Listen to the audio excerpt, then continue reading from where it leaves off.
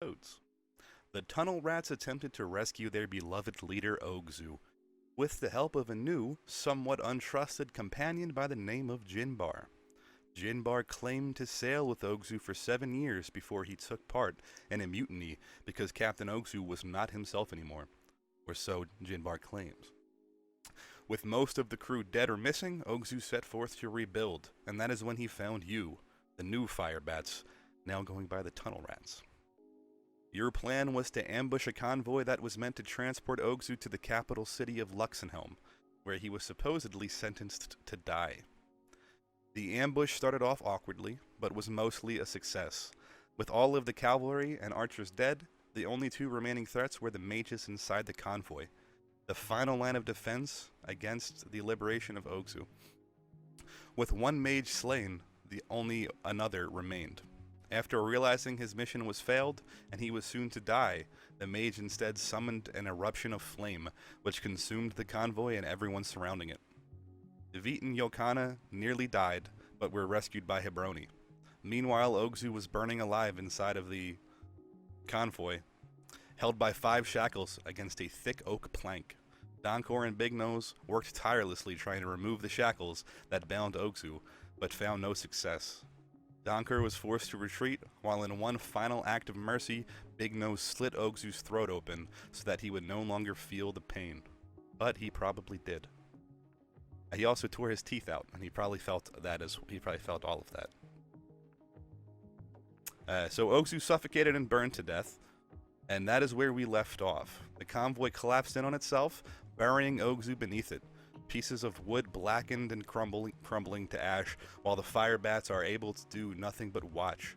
Find out what happens next in episode 3 of Dungeons and Toads, and Ogzu Barbecue. Alright, so here we are, fellas.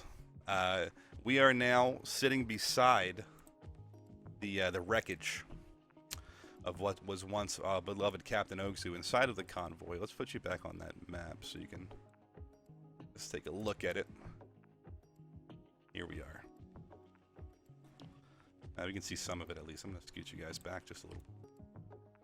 There we go. All right. So here we are. You're all just recovering from this. Those flames are still burning hot, and the convoy's now collapsed. It's like a bonfire. And you are there, doing nothing but watching. Jinbar, again, sitting by that tree, trying to catch his breath after chasing the convoy down with no success.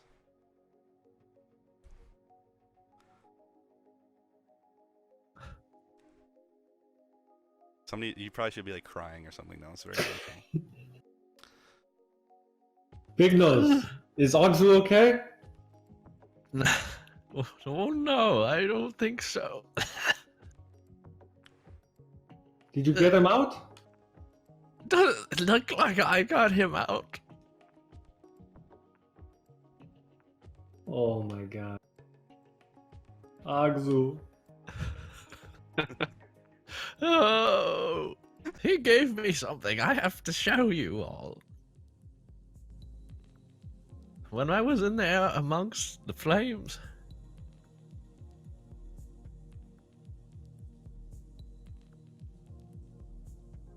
Big Nose reaches into his little sack and he reveals to you this document that. Oh, don't mind the teeth.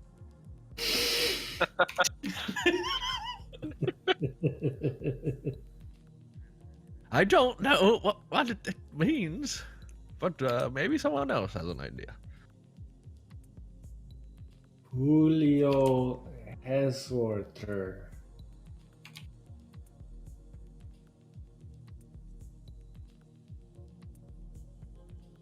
I got nothing. If anyone wants to run a religion check that you think you might be familiar with, cults, you can do that.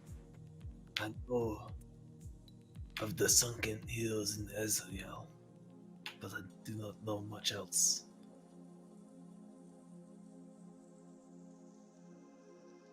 You guys would recognize the name Virgil as well. He used to be a fence for you guys.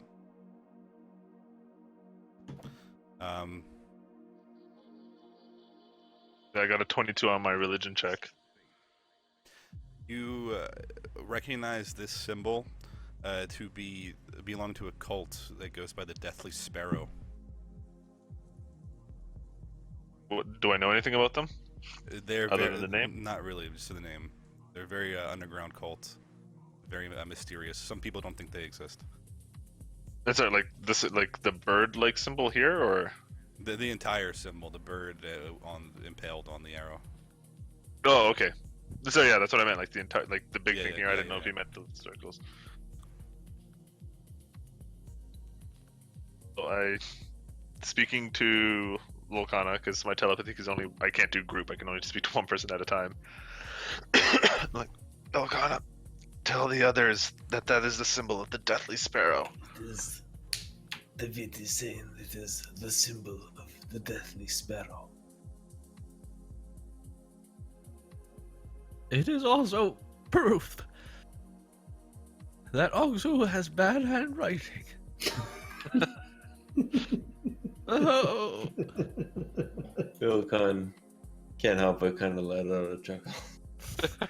he was a good man. And while you're looking at this, behind you in that pile, there is still the pulsating, getting now stronger, lifting the boards about 8-10 inches up every time it goes, every time the pulsing happens, which is rhythmic every second or so.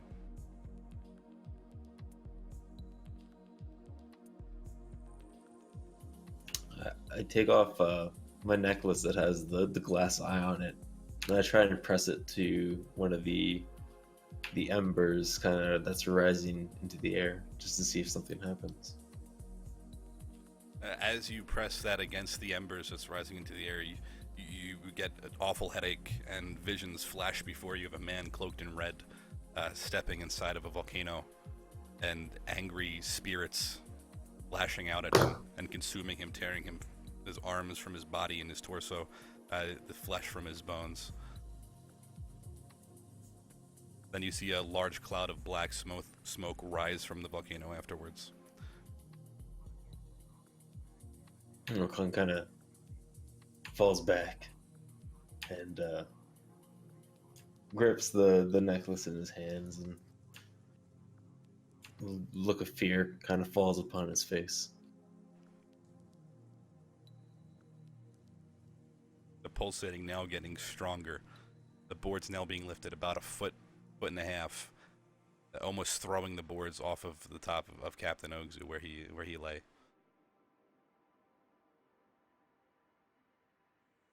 I speak to. Damn it. Who was it I was casting? Oh, Hebroni, right? I speak to Hebroni telepathically. I'm like, Hebroni, I think you're the only one who can douse this fire.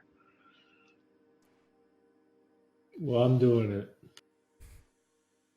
And like It's anywhere he all douses his douse the name. fire, try to like off any planks and wood and whatnot. Yeah. All right, so as forth from your hands, a large eruption of water soaks all of the flames on top of the wood that was once the convoy, and erupts into a cloud of steam. All the flames seeming to go out. The pulsating for a moment stops, and then a few seconds later picks back up, even more so than before, nearly throwing the boards toward you.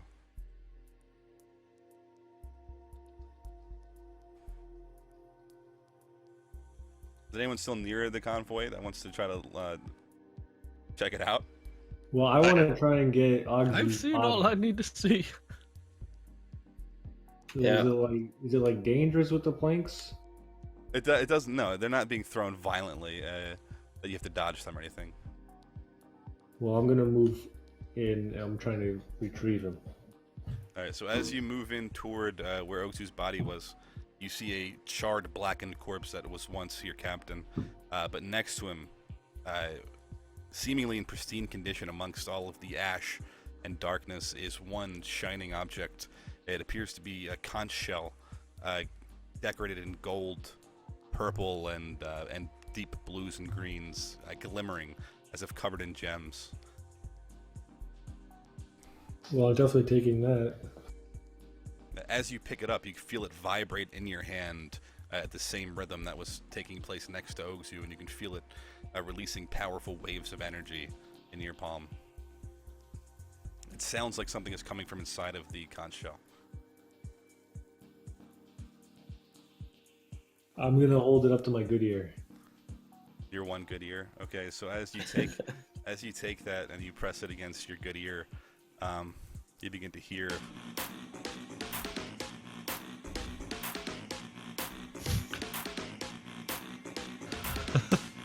Guys, check this out. This is funky. And as you hear this rhythm, smoke, purple, glittering, erupts from the conch shell. Around you, twisted beings made of tentacles, some of them with their flesh stripped off entirely. Things that don't appear of this world begin to move to the rhythm, their mouths moving in unison, and their arms moving about as if dancing or playing different instruments, their heads bobbing. Now the Ogzu's corpse begins to crumble into ash. A red, purple, and black mist begins to swirl up from his body and go toward these creatures that are standing around, still nodding their heads, still moving their mouths in rhythm with it.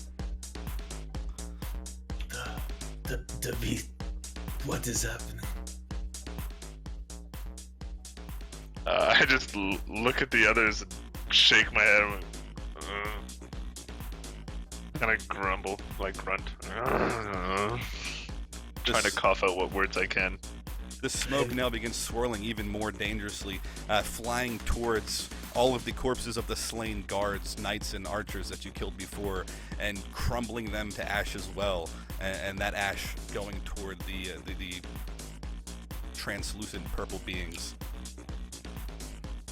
I've traveled much of the world. I've heard many tales, but I've never heard a song such as this. Song of death. Mystery. Kind of like it. And once all of the corpses are completely absorbed, the sound stops. And the spirits, whatever they were, the monstrosities, disappear and they fade away, seeming to go back inside of the conch shell.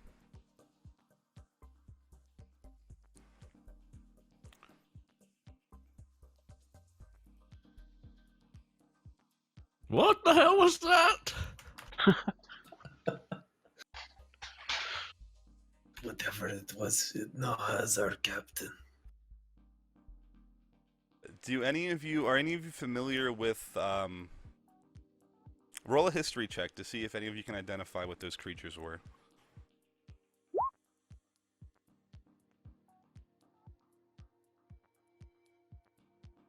I think you just rolled an attack there. Oh, no, never mind, I'm scrolling up too much. Donkor hurts herself thinking and gets a really bad headache. She knows she's not supposed to do that. Hebroni, you recognize those in your when you've been sailing with the Navy in your history with Ogzu, you've picked up on certain varieties of creature. You recognize some of them to be very similar to the Koatawa, which are a race of fish-like creatures. But these ones were a little different. They seem to be mutated or in some way more ancient than the race that lives today.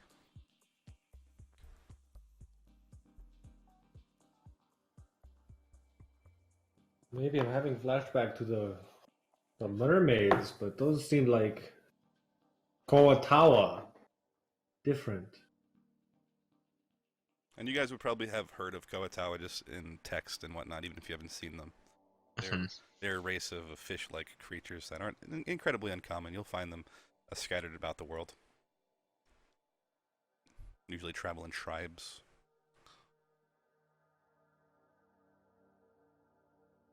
They're typically aquatic creatures, right? Right. Yeah. Well, fish people.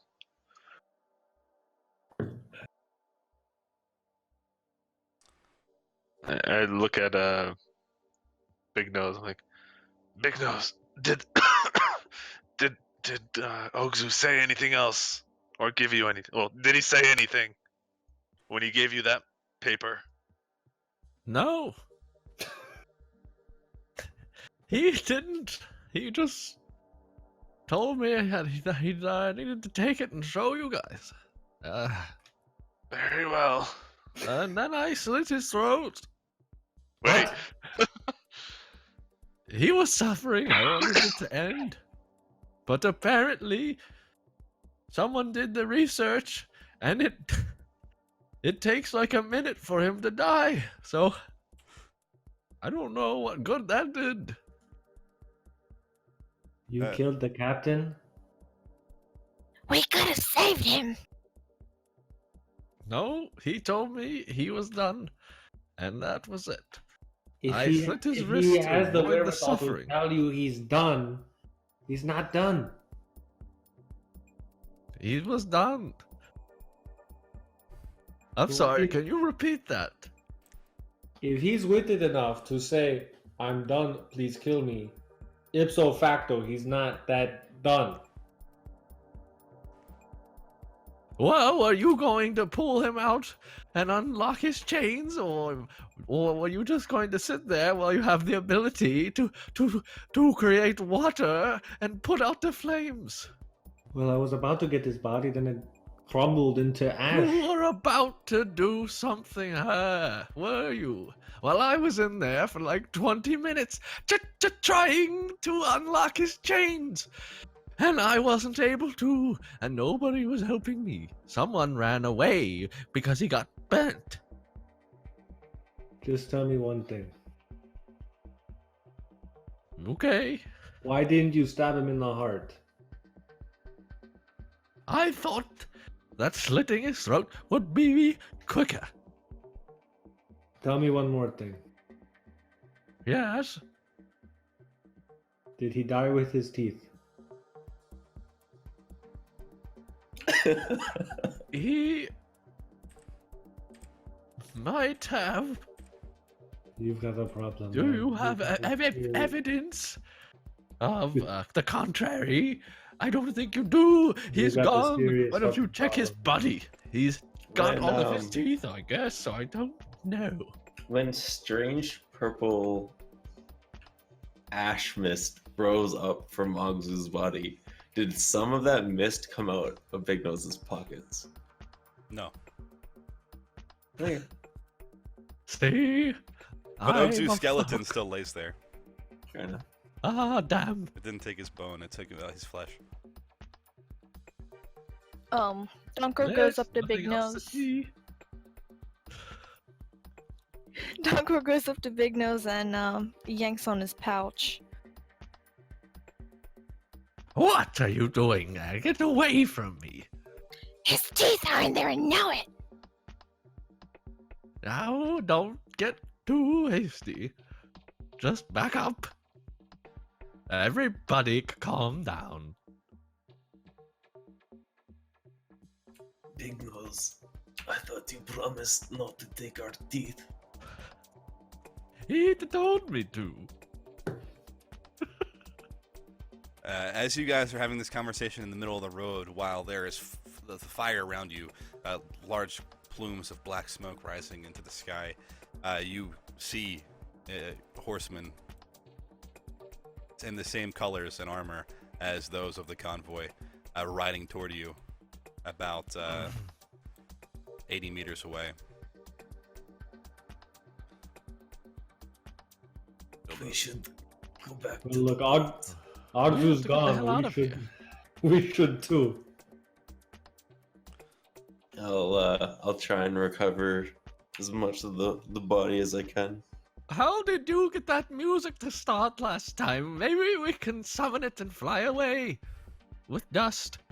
The cavalry are approaching quickly, moving fast on horseback, and they see you from the distance that they're at now. One of them points towards you, and they pick up the pace a little bit. Oh. Big Nose is gonna go out to meet them and talk to them. You step out in the center of the road, and they come to a halt. The one in front looks around at all the wreckage and draws his sword and points it at Help! Help! Excuse me, help! you. What is it? Oh, something terrible has happened to this, whatever you call this. It's been destroyed somehow. It's on fire. He nods, looks back at his men, and they all ride forward with their swords drawn. The one in front taking a swing at you immediately, before letting you finish. Son of a bitch. He comes down, dragging his Shouldn't have sword, asked if they needed a dentist. dragging his sword across your chest for 6 Thanks. damage I'm just a simple dentist. as he rides by you. I'm and with circles my around. traveling friends. It's gonna take as the body and bucket. As your blood spills, you once again hear a familiar noise.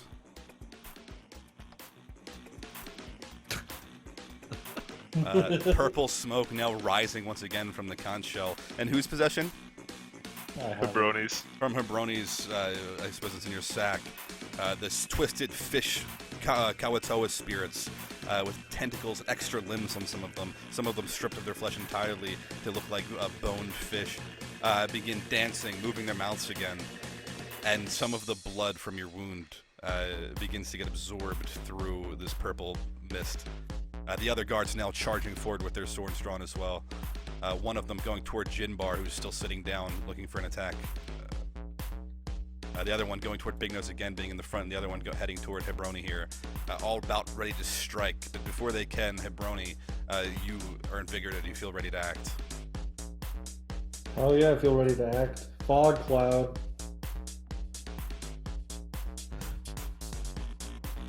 It's All good. right, I like you it. drop down the fog cloud on top of you in the party. Do you decide to move? Yes, let's go. Okay, and on the back of one of these horses is a prisoner with a burlap sack over his head, tied by a rope with his hands bound behind him, which could very well use this opportunity to try to drop off of the back while the fog is here in this kind of chaos. And that is our That's me.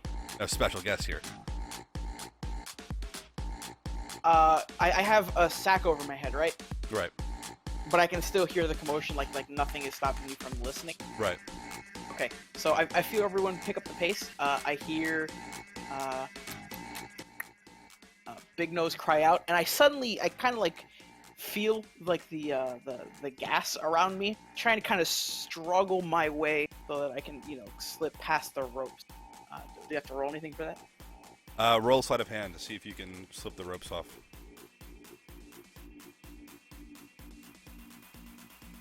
Meanwhile, what is everyone else doing here? The ropes unfortunately do not fall off of your wrists. They seem to be tightly bound. I was gathering Ogzu's body and gonna make for a quick getaway. Okay, and Donkor, what were you doing? Donker's just standing listening to the conversation. Okay. Devit and Big Nose. No point in running. They're on horseback. Well, there's a fog, isn't there? We can get away. Yeah, but they can still chase us through the They fog. can't see where we are, though. Yeah, but we're kind of like in a canyon, though.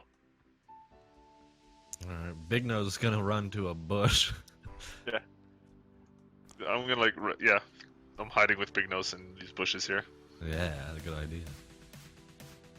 As the cavalry begin to charge around looking for somebody to attack, their horses begin to kind of panic a little bit, kicking back on their hind legs and dropping our new friend here off of the horse. Was not Nailar, dropping you onto the dirt beneath on the dirty trail, and you're now Does laying the on the bag, ground. the bag fall off my head? The bag does fall off your head as you land. I kind of land on the floor. I take a quick look. Can I see anything? Where am I? Would you mind putting You the can token? only see. Oh yeah, sure. You can only see the dust of the horse that you fell off of, kicking into your face. The fog is so thick around you; it's very hard to see anything else. I kind of like remember where they were going, and I like go perpendicular to it. So like, how do I do my arrow? I've forgotten this. You can move your own token, I believe, too. I don't even see my token. You can't? Do not. Can I everyone don't else see see it. something? Alright, I'm gonna delete it and put it back down there. Nah, I can't see it. There it is. Okay. Yeah, there you go. Okay, so What is um, what was that? Okay. I don't know. So what are you doing? I'm gonna crawl my way down this way, kind of like all on the ground, just kind of like I don't know, like the military people crawl. I'm not really sure how else to describe it. I'm just gonna go blindly this way. Okay. So you can move, you should be able to move yourself as well. So you can go ahead and move. Can I try and slip the ropes again, or no? Not yet. As you're running, you can try to slip the ropes again. Yeah. You make your sleight of hand check. While that's happening, the cavalry are charging forth, trying to hit somebody in the fog, rolling perception to see if they can see anything here.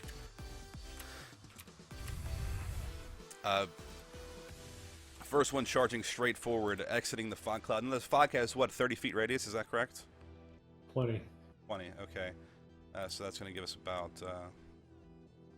okay. This one exiting, seeing Hebroni, his horse kicking back, he turns toward Hebroni to go for a swing. While he does that, though, he swings downward and falls off of his horse at Hebroni's feet, laying beneath him as his horse runs off. Hebroni looking straight down on top of him. And Hebroni, you can take an action right now. The other horses running about and trying to find their way out of the fog. The other one turns around and goes out the back, not seeing anybody here. This one almost runs into some fire. So, Hebroni, what are you doing? Crossbow.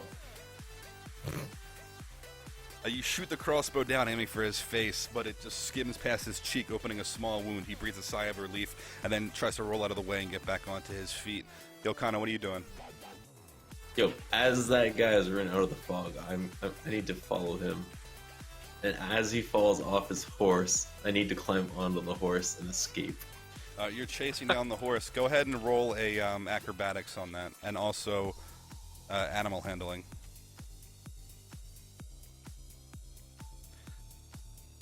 You get on the horse and it bucks backwards quickly, but you manage to stay on, and you are now mounted on top of his horse. And you're just gonna ride away. Hell yeah! Okay. You're riding on out of here. Dunkor, what are you doing? Donker starts crawling into the bushes, slowly starting to get away. Okay, you're inside of a bush, and now Defeat and Big Nose, you're both just hiding in a bush right now. Is that correct? Yes. Yep. All right. So while that's happening, are you gonna do anything else other than just hide in that bush? I'm gonna ready an Eldritch Blast if it looks like any of these guys see me. All right. These guards now still on horseback, chasing down. One of them chasing after Yokana, who is retreating in the other direction. The other one going toward Hebroni and trying to take a swing at Hebroni here. Swings, falls off his horse just like the one before him. Hebroni shuffles to the side and makes him fall. And again, looking down up at Hebroni, who has his crossbow loaded once more, looking down on top of him, getting a free action here. You guys are the worst. Holy shit! Roll your damage again, and you can add your modifier.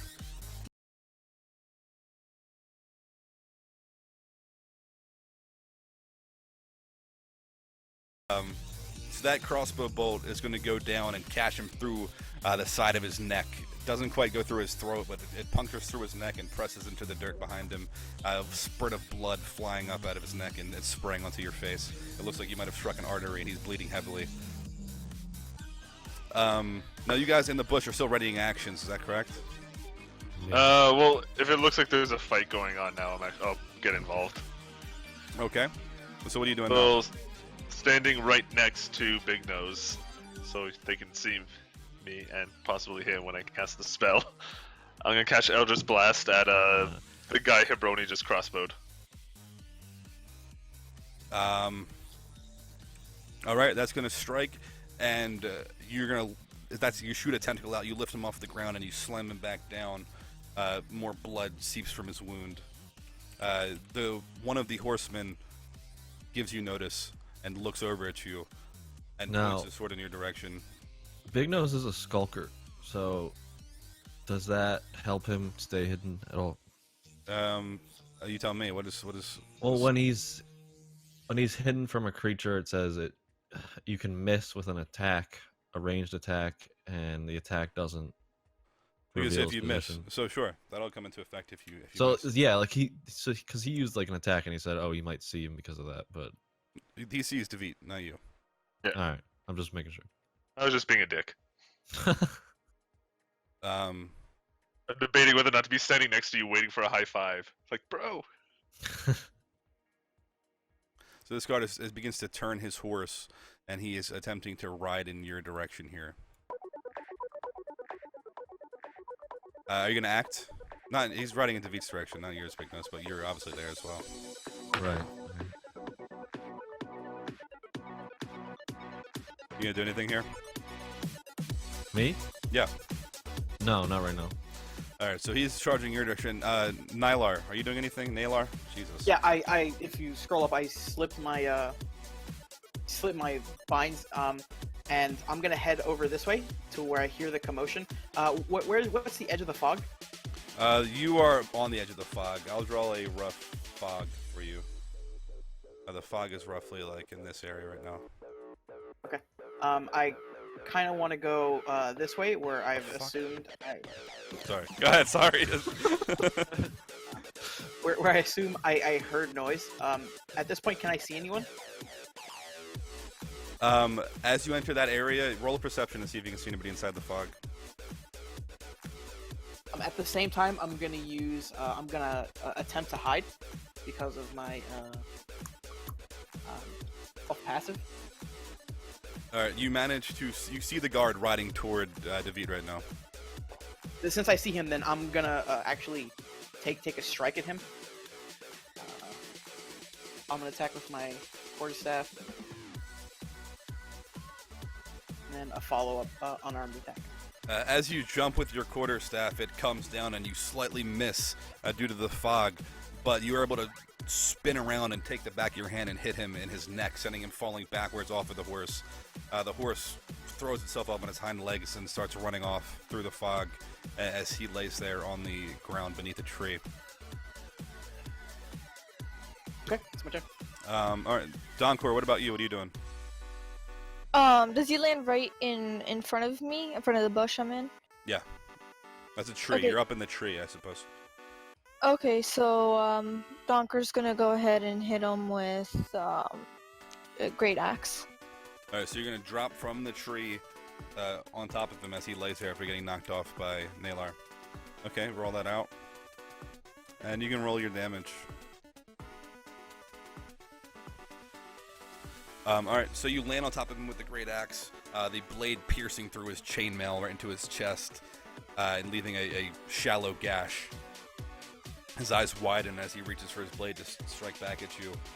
He rolls away and swings up towards you, trying to knock you away. He successfully hits you, cutting you across your midsection for just 5 damage. Now, how much health did you have? Looks like your health is really low. Yeah, I had 7, so now I only have 2. Okay. So he rolls away a little bit out of the way there. Was there anybody who didn't act this turn? I'm sorry if I missed you. I think everybody acted.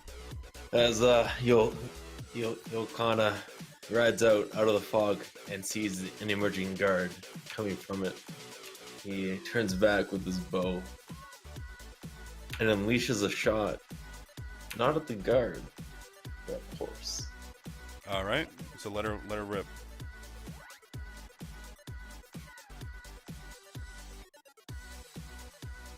Damn. It goes between the horse's legs as it gallops. It goes over top of the arrow, and the guard is still on hot pursuit of you, drawing his own crossbow now and aiming it at you as you ride away, taking a shot, and his crossbow goes over your shoulder as you duck down and you're galloping away here. That's why you don't do drive-bys, kids. Another horse emerges also with crossbow drawn and takes another shot. You duck underneath that one. You're moving at high speed here, and they're having a hard time getting a shot on you. And could have sworn we had a 4th guy, didn't we? Where the hell is he at? Where did our 4th guy go? Alright, where's He's my all the way at cat? the back. Yeah, he's beside Hebroni, prone on the Oh. ground. Okay. Our fourth guy who's diddling himself back there. He charges through the fog, trying to locate somebody here. No.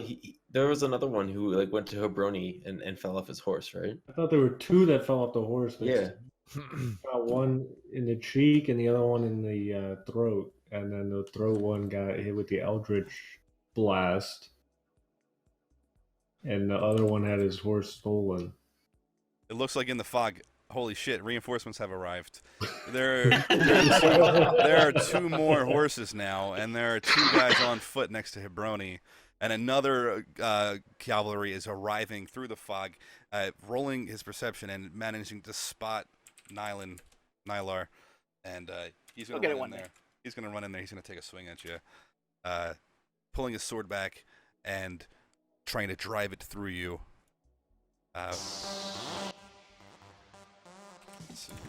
That's a miss. That's a miss.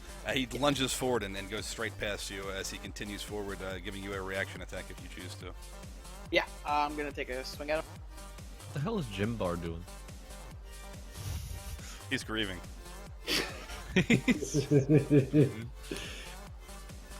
You're gonna successfully hit him as he rides by you, smacking him in the back and sending him tumbling forward off of his horse. And his horse is going to ride out the fog on the other side here. It's going to become one of these guys now.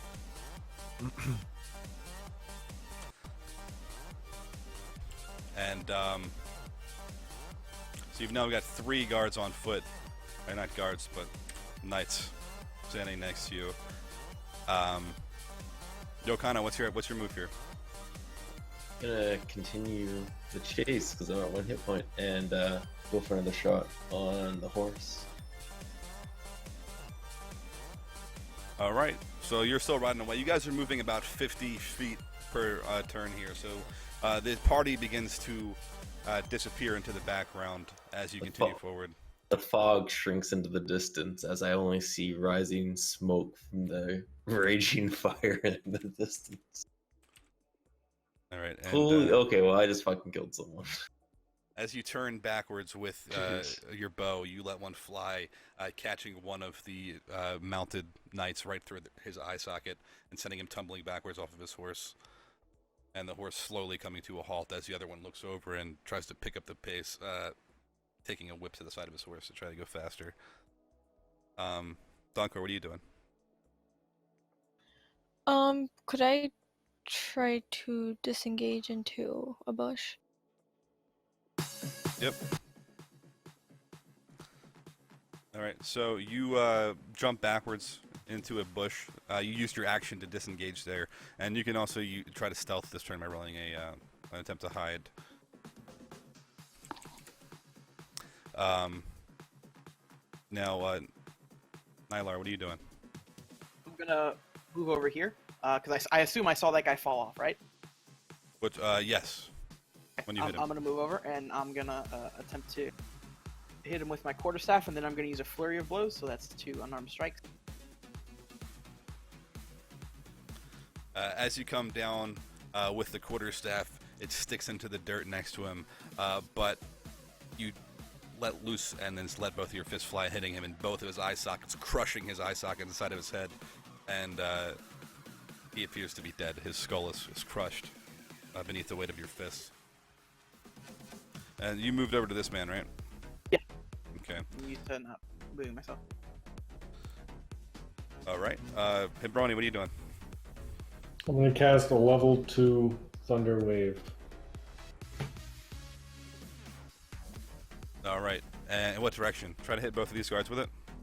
It goes out in a 15-foot cube. All right. So mark the cube using your little cube tool here and show me where exactly you're shooting that thing.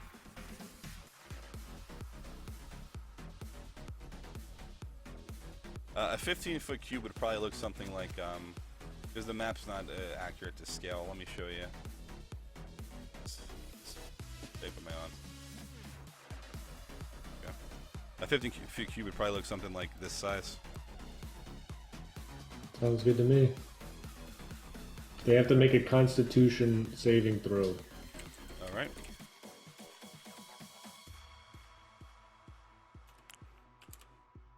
One of them fails, the other one succeeds. So how much? So roll the damage off Okay. of that and see how much they take. So the one who failed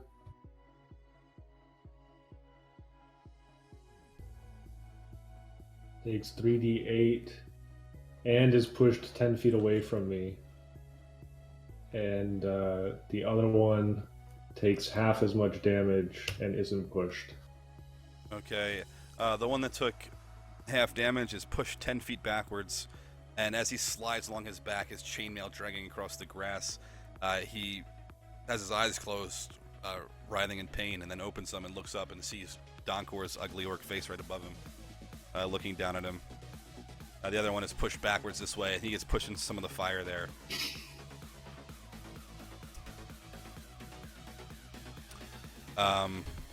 Big Nose, what are you doing? Well, can the time he spent in the bush count as a short rest? Sure, we'll say you meditated. So does he get health back from that? You can roll a hit dice if you have any.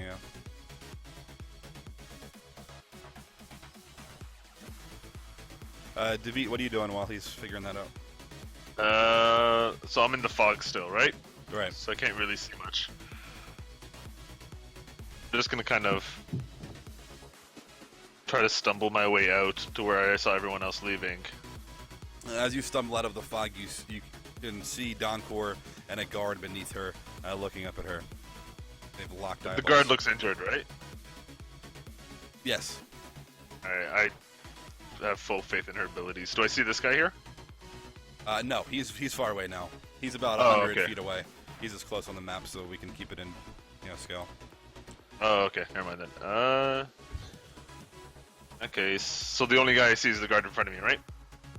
Yes. Alright, in that case, are they wearing metal armor? Chainmail. No, I will cast Shocking Grasp. Yeah, so I missed. Okay, so as you reach down toward him, he rolls out of the way and dodges your attack there. You can now. Jinbar is starting to get up, and he's looking around the fog all around him as he waddles about. I wanted to do something. You can still do something.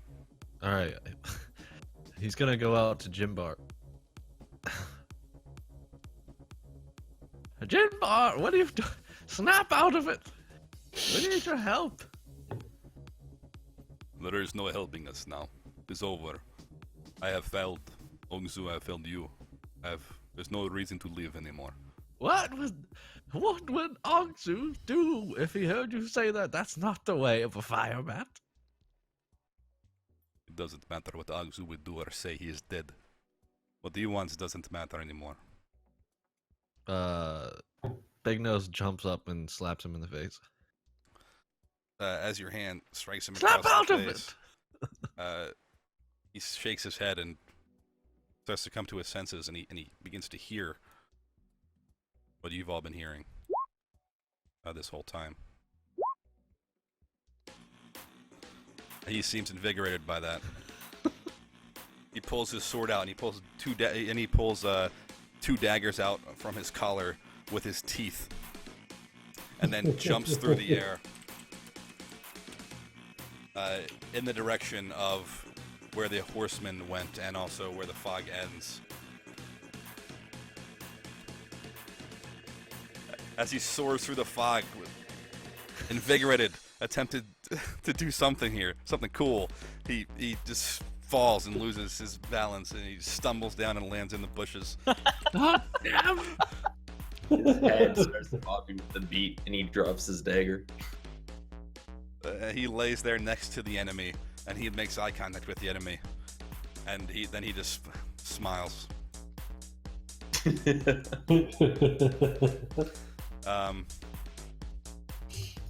Meanwhile, you hear more horse clumping coming up from behind you, but you cannot see it.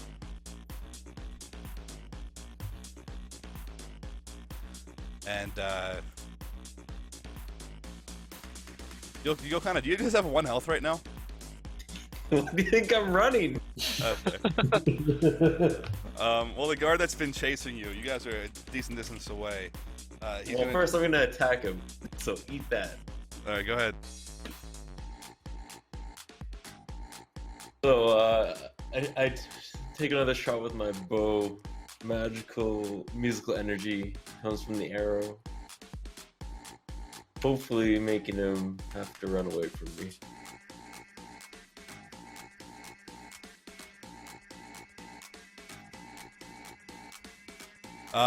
Okay, so he's got to succeed on a wisdom save here. As the arrow strikes him in his chainmail, he stumbles a little bit and then pulls it out with his right hand while still riding toward you. He looks like he's in a weakened state, tired, but determined right now. And everyone just took it. That was the last action of the turn, correct? Yep. Yeah. He draws his crossbow with just one arm while he holds his wound with the other, and he attempts to take a shot at you. The bolt soars through the air and is going to strike you in the back of your shoulder, causing you to stumble off of your horse and onto the ground beneath him as he continues to go in your direction to catch up with you here.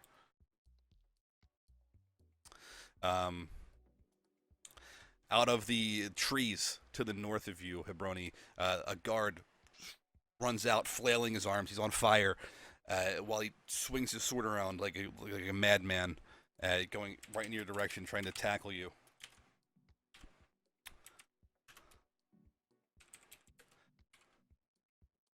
And I'm going to roll a 14. Let me see if that... you have 16 AC. So he's going to drop on the ground next to you as the fire still consumes him, and he's thrashing around on the dirt. No, the guard that just dodged defeat, he's got 3 enemies surrounding him here. He's going to get up, and he's going to attempt to run back into the fog where he thinks it's safe, where you will be prompted to have an opportunity to attack there, Donkor. Do we all get attack of opportunities? Were you close enough? You would probably get one. Let's say you get Well, one. I cast Shocking Grasp, which is a Oh, melee, yeah, right. so- So, yeah, you're close enough. Yeah. Just didn't look that way. So you get an attack of opportunity as well. Jinbar does too, but he's not taking it. So can I go into rage and attack that guy? Yep, go ahead, take the attack. Well, rage is a bonus action, so... But let's say you're in range. Who cares? Go ahead and use the attack.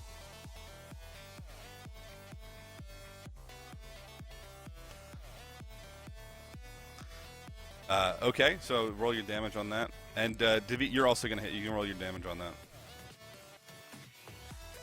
My damage is on there. It's the 4. As he attempts to run away, Donkor, you sweep out his legs with your axe, cutting off both of his feet at his ankles.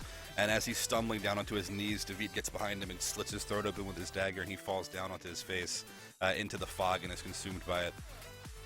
You can see the purple energy again swirl toward his corpse through the fog, and then rip away and go back to Hebroni, where the conch is. And again, you did hear that there was more noise coming from behind you guys, and you can hear it getting closer now. See if they can roll their perception checks. They just continue straight through the fog, attempting to avoid the debris, trying to make their way through it, trying to get an eye on anybody they can see here.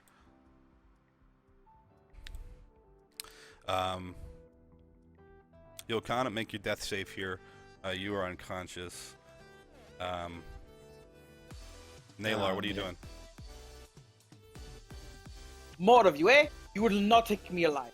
I'm gonna make an attack against this guy right next to me. As you swing at him confidently, he raises his sword with ease and blocks your attack. This guy looks different. A purple plume hangs off of his helmet, and he's got blonde hair hanging down to his shoulders, and he smiles at you. Well, nice try. I'm gonna take my flurry of blows against him.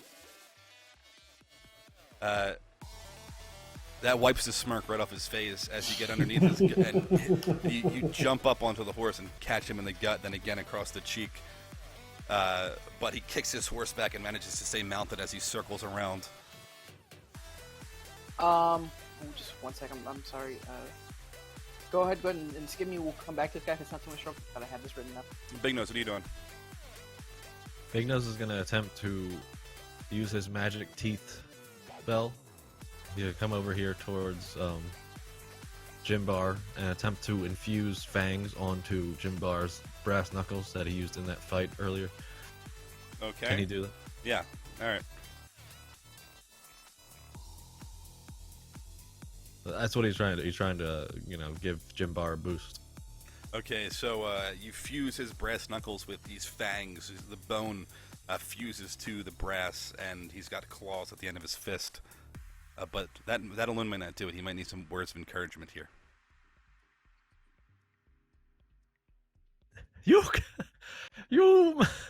must avenge Agzu.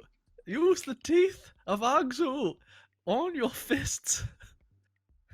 I have given you Agzu's teeth. You must use them. These belong to Agzu. Yes, fight with his mouth. We are not all perverts like you. Why would I care about his teeth? That is weird.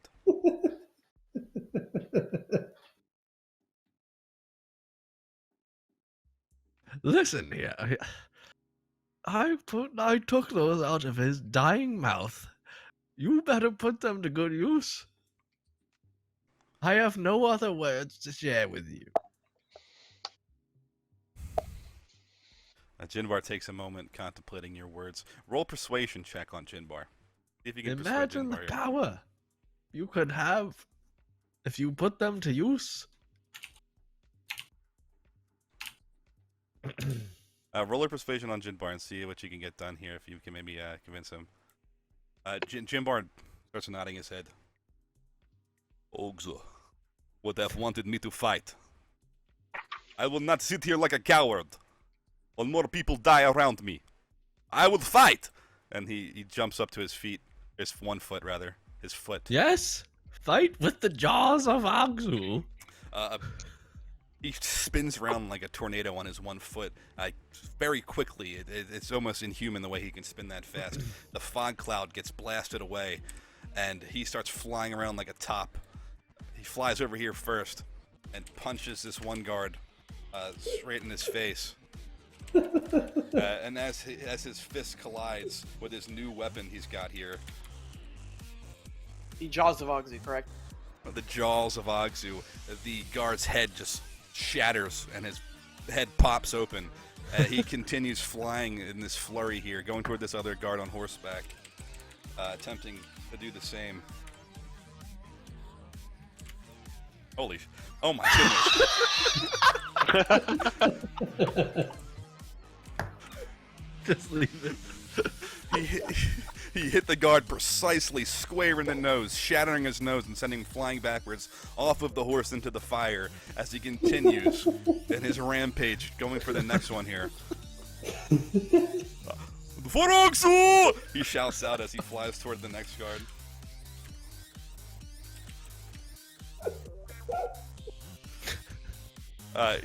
Also, flying in the air this time and coming down and smacking this one again, sending him flying 10 feet backwards off of his horse, dismounting him. And then he lands and takes a deep breath. He appears to be a little tuckered out after that.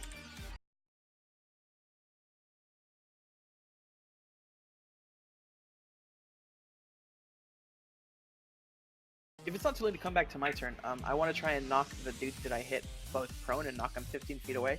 He's got to make both a dex and a strength saving throw Okay. for each. Versus 14. Alright. So that's still a hit, though. Does it do damage? Or Yeah, no? but they both hit. They both do damage. Oh, They so just you've don't already have their done. effect. Okay, Yeah, they right. just don't have their effect. Okay. So he's bringing his horse around. He looks much stronger than the other ones. He's got a dark purple cape flowing behind him. He looks similar to somebody that you would recognize from the Lotus Guard.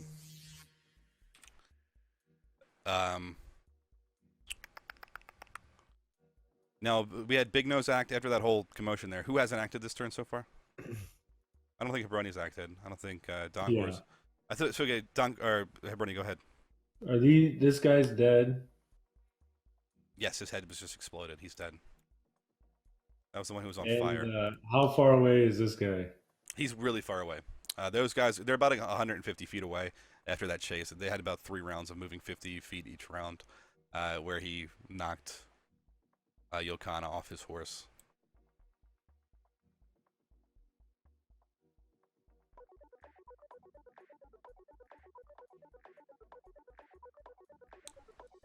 And meanwhile, Donker, what are you doing?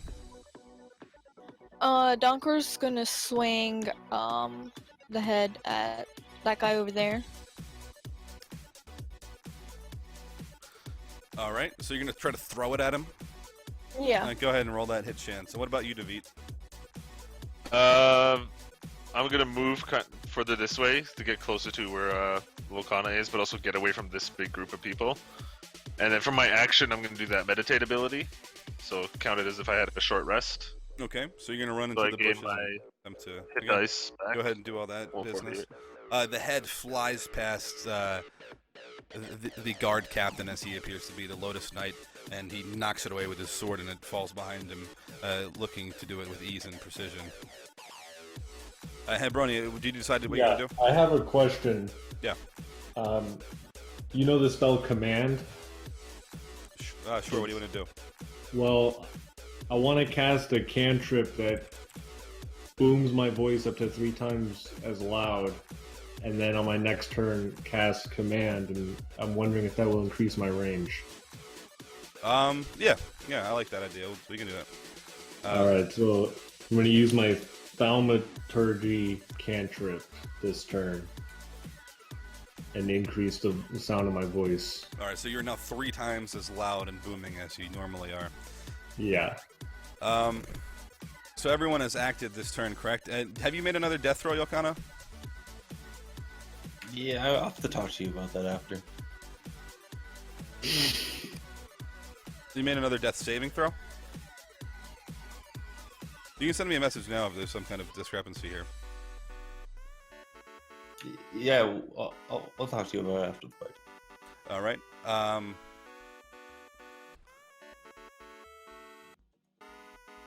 So approaching from the back, there is yet another horseman. And there was one that Jinbar knocked off, and that guy gets up and he is attempting to charge toward Jinbar, as well as the other mounted knight. And they,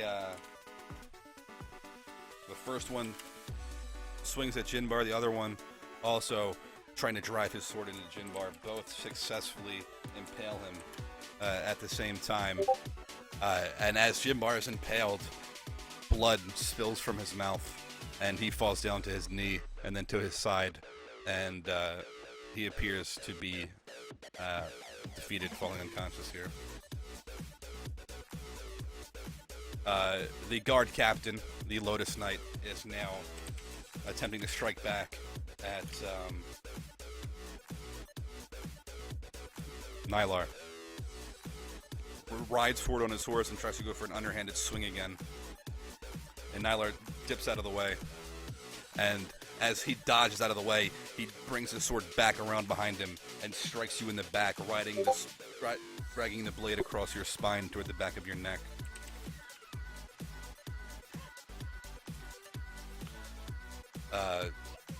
Tearing open some of the flesh on your back, causing a pretty grievous wound there. The other mounted knight is heading, still going in your direction, Yokana, as you lay there. And that'll do it for this. We still got this guy over here who was knocked off before, and he's heading now toward Hebroni. And it's going to attempt to attack Hebroni here. Didn't he take like 180 damage or something? No, that was his hit chance. Oh. That wasn't his damage roll.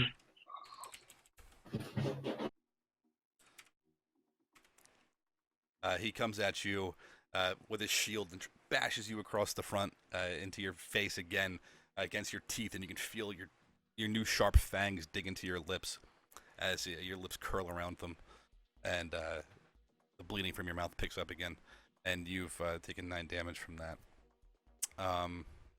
And you can use this opportunity to retaliate here, since you were your last one struck.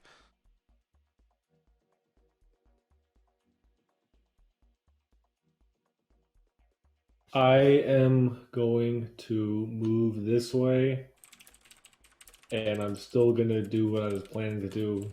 I'm going to yell at this horse with command, my super loud voice, and command it to approach me.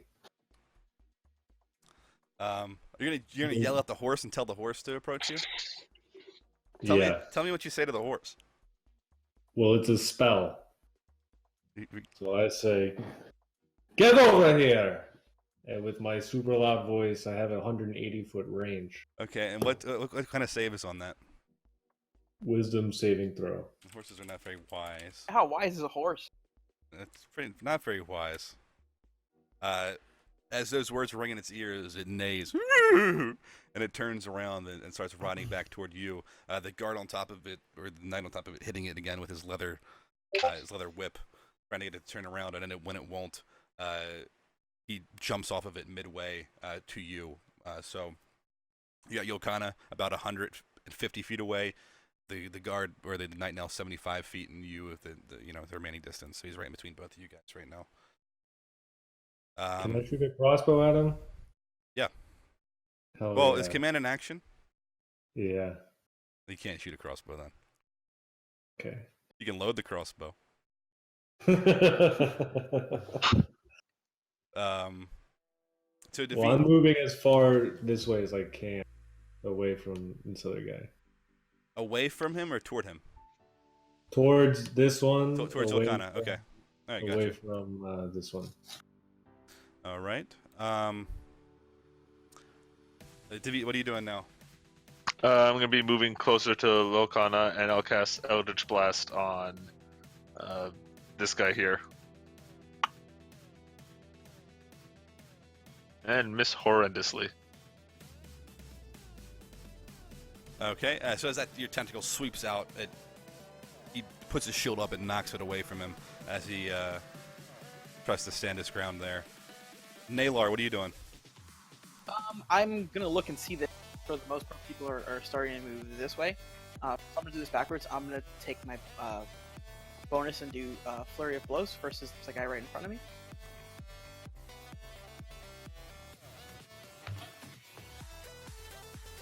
With that, I'm going to use the other part of it, where it says that person can no longer use reactions this turn.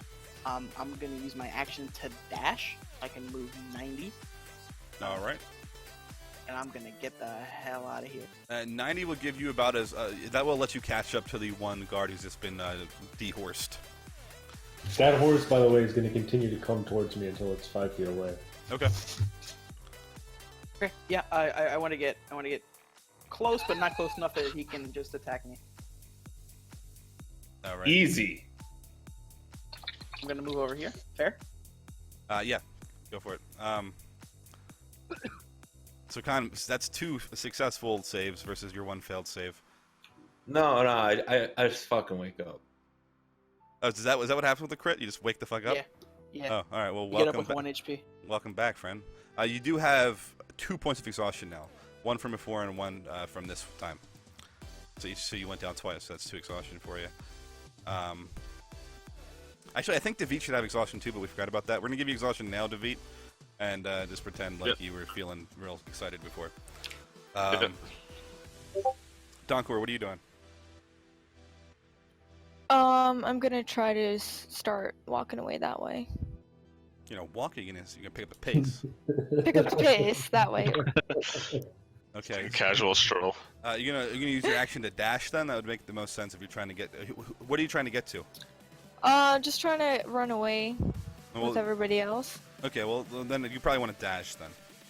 Okay, I do have 1 level of exhaustion after my rage ended. Okay, that's fine. I think that's just ability checks. I'm rather certain that's just ability checks. So, I think so, right? Can anyone correct me if I'm wrong? I can check real quick.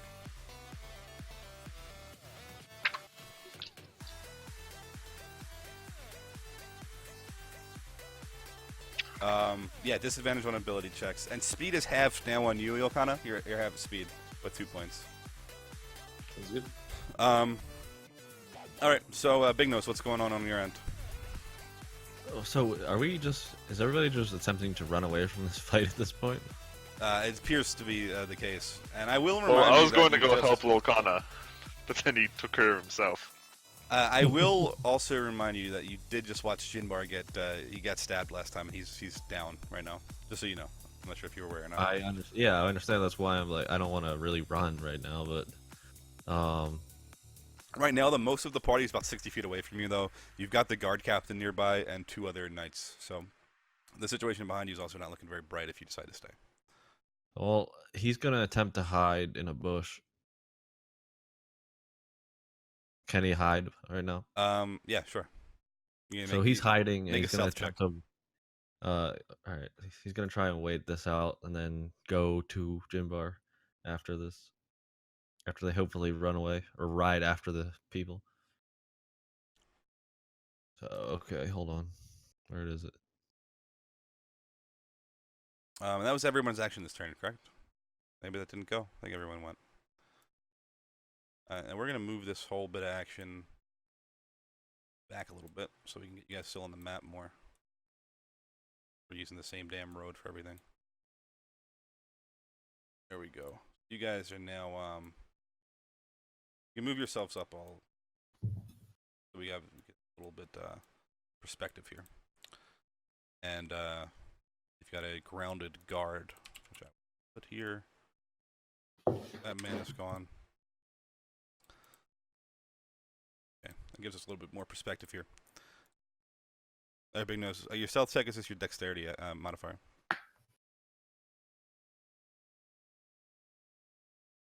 Oh, really? Because I got a stealth stat that says +4, but. Do you have proficiency in stealth? Yeah. Okay, then you add your another additional 2 points to that. In any case, you're not going to be very. You managed to pull some leaves and brush over yourself, but it's not very convincing where you're currently trying to hide with that roll.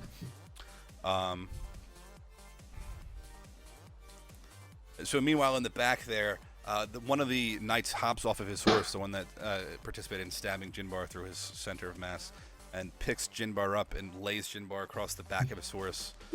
And he turns around and begins riding back toward, you assume to be Kernipur, where you guys came from, which would make the most sense. He only starts to move there, isn't able to get too far. The other knight is on foot now, but he's continuing forward.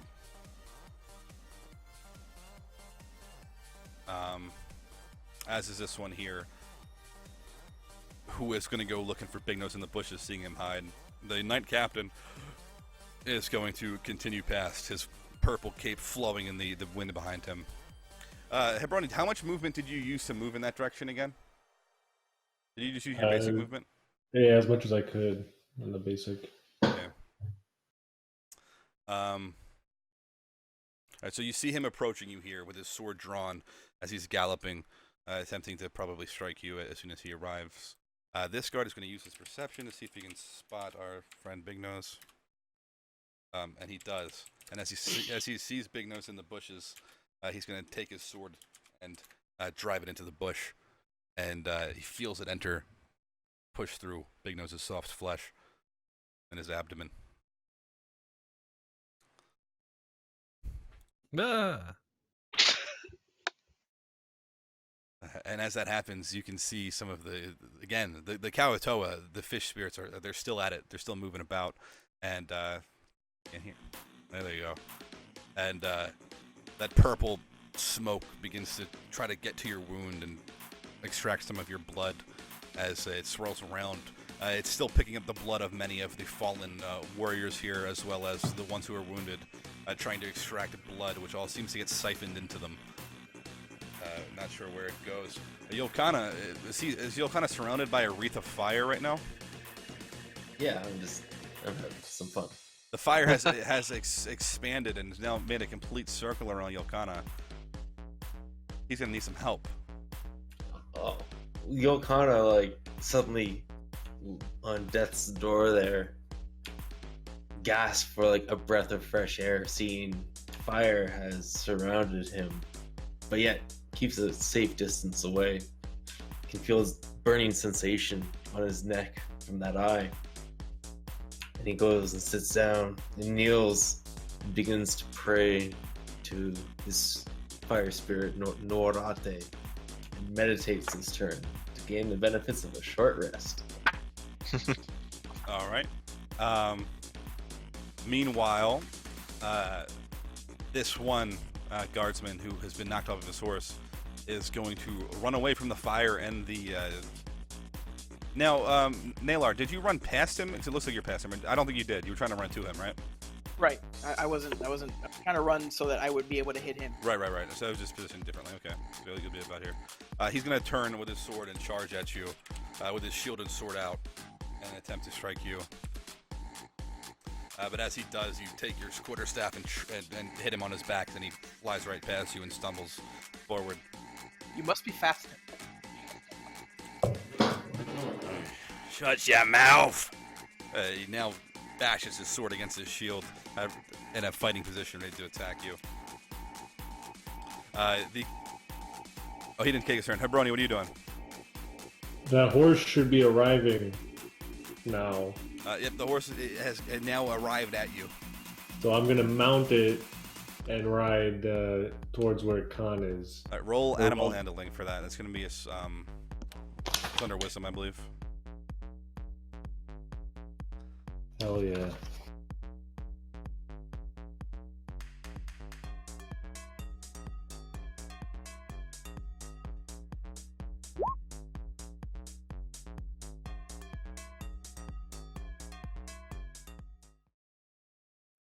All right. So as you get on top of that horse, it kicks back, trying to throw you off. Roll a athletics to see if you can keep, or actually roll acrobatics or athletics, whichever's higher. I'll give it, make it your choice. Roll one of those, see if you can hold on to those reins and not get kicked off of this horse here. Oh my god. Jesus. You get sent flying backwards off of the horse, and the horse turns around and tries to stomp on you. If this horse crits, I swear to God. It brings its hoof down, and they land on either side of your head. That was a warning, and the horse starts trying to gallop off into the distance, away from where the fire is. So it's going back toward the direction of Kerniper.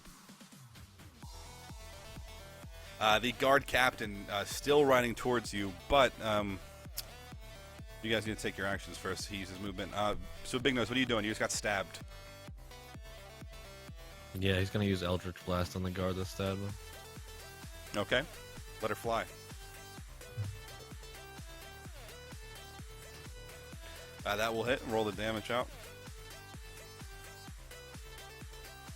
You catch the guard beneath his helmet, sending his helmet flying backwards off of his head as he flies 10 feet back in the air.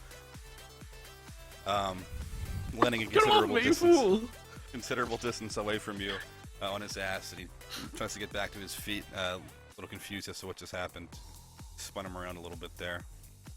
He sees the knight captain coming up behind him, though, and tries to regain his composure and look like he's a strong, steadfast knight, and he's not some kind of coward. Does hiding count as an action? It would, yeah.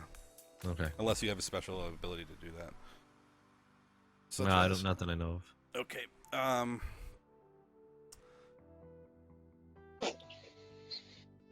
David, what are you doing? Alrighty. So this is the guard captain, right? Let's highlight him. This guy, right? That's him.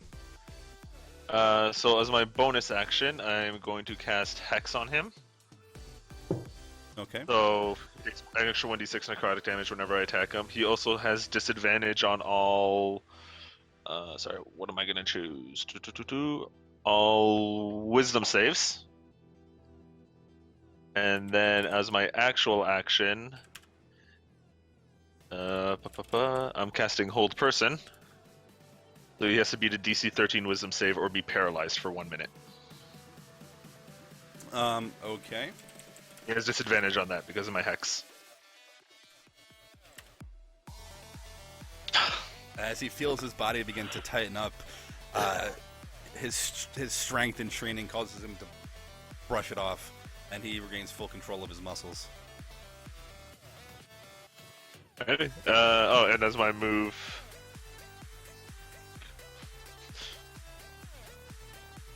you're gonna move further back there. Yeah. Nalar, what are you doing? Hylar. May. I'm gonna this idiot right in front of me. My quarterstaff. Oh, there it is. Okay. Was that this? Oh, that was the 1d4 plus 4. Okay, I was confused there. Oh wait, you made 2 attacks. Well, the first one's gonna hit anyway. Because it. I think you're lagging a little bit. That's fine. The first attack, yeah, you're breaking up a little bit there, but the first attack, you with your quarterstaff comes in, catches him in the gut, causing him to heave over, but he's still standing, but barely. He's wobbling back and forth a little bit. And as he is leaning forward, you come in with your unarmed strike and catch him with an uppercut, sending him falling onto his back there. But he still appears to be moving. Dunkor, what are you doing? I'm going to go ahead and attack this guy. Is this better? Can you hear me okay now? Yep. Sorry about that. Okay. So you go in there, you charging forth with your great axe, and as he's still laying on the ground after Nalar just knocked him down, you take your great axe, pull it over the back of your head, swing it straight down onto his head, and cut his head clean from his shoulders, and it rolls a couple feet away from his body, and your axe digs deep into the dirt beneath, caked in his blood. And Donkor walks. Can Donkor also walk over to his head and pick it up for herself? Yep. So you pick up his head, the eyes still open, as if you think you can see them move for a moment after you pick it up, and they look at you. Ha, well done.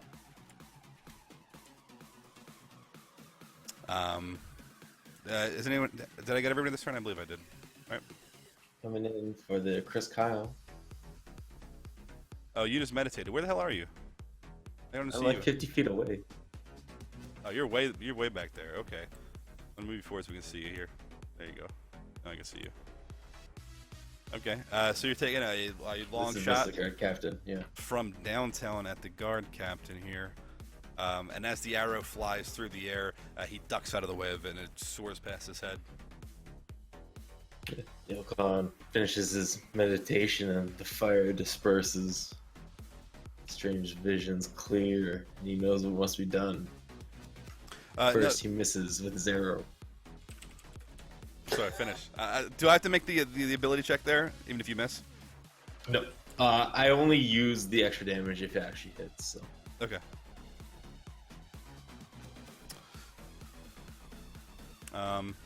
So that was everybody this turn, I believe. Am I correct in that?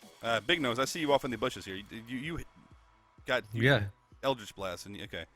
Where's that one man you shot? In the confusion of the guy getting knocked back, he tried to run over here and obscure himself. He's 30 movement. So. Oh, okay. So you're way over here. All right. The knight captain is going to continue forward, and he is going to take a swing at his closest enemy, Hebroni. Oh no. You have 16 AC though, correct? Oh yeah. He gets 2 attacks. Oh, God. Oh no. All right. Dang. He didn't do that much damage, but he's just using a longsword. Let's see. Oh, he does have a big modifier though. That's not that much. It's 21. 21 damage. That's a deal. Hebroni, what is your? Let me see here. Oh, You have no. 28 total HP. Hebroni has been mutilated once again. All right, Hebroni, roll 2d6. You've been knocked down. Well, not yet. You haven't been knocked down yet. Time freezes as this tremendous blow sweeps over, cutting towards you. All right, Hebroni, roll 2d6, and you are going to be rolling back here. 5 and a 1. Let's see what happens on that.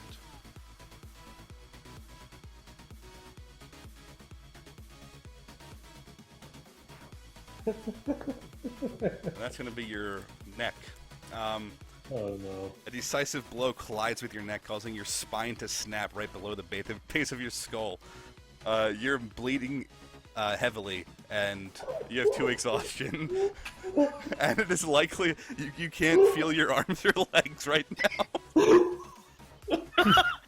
And I'm like, Jesus. All right. We got another person lined up there.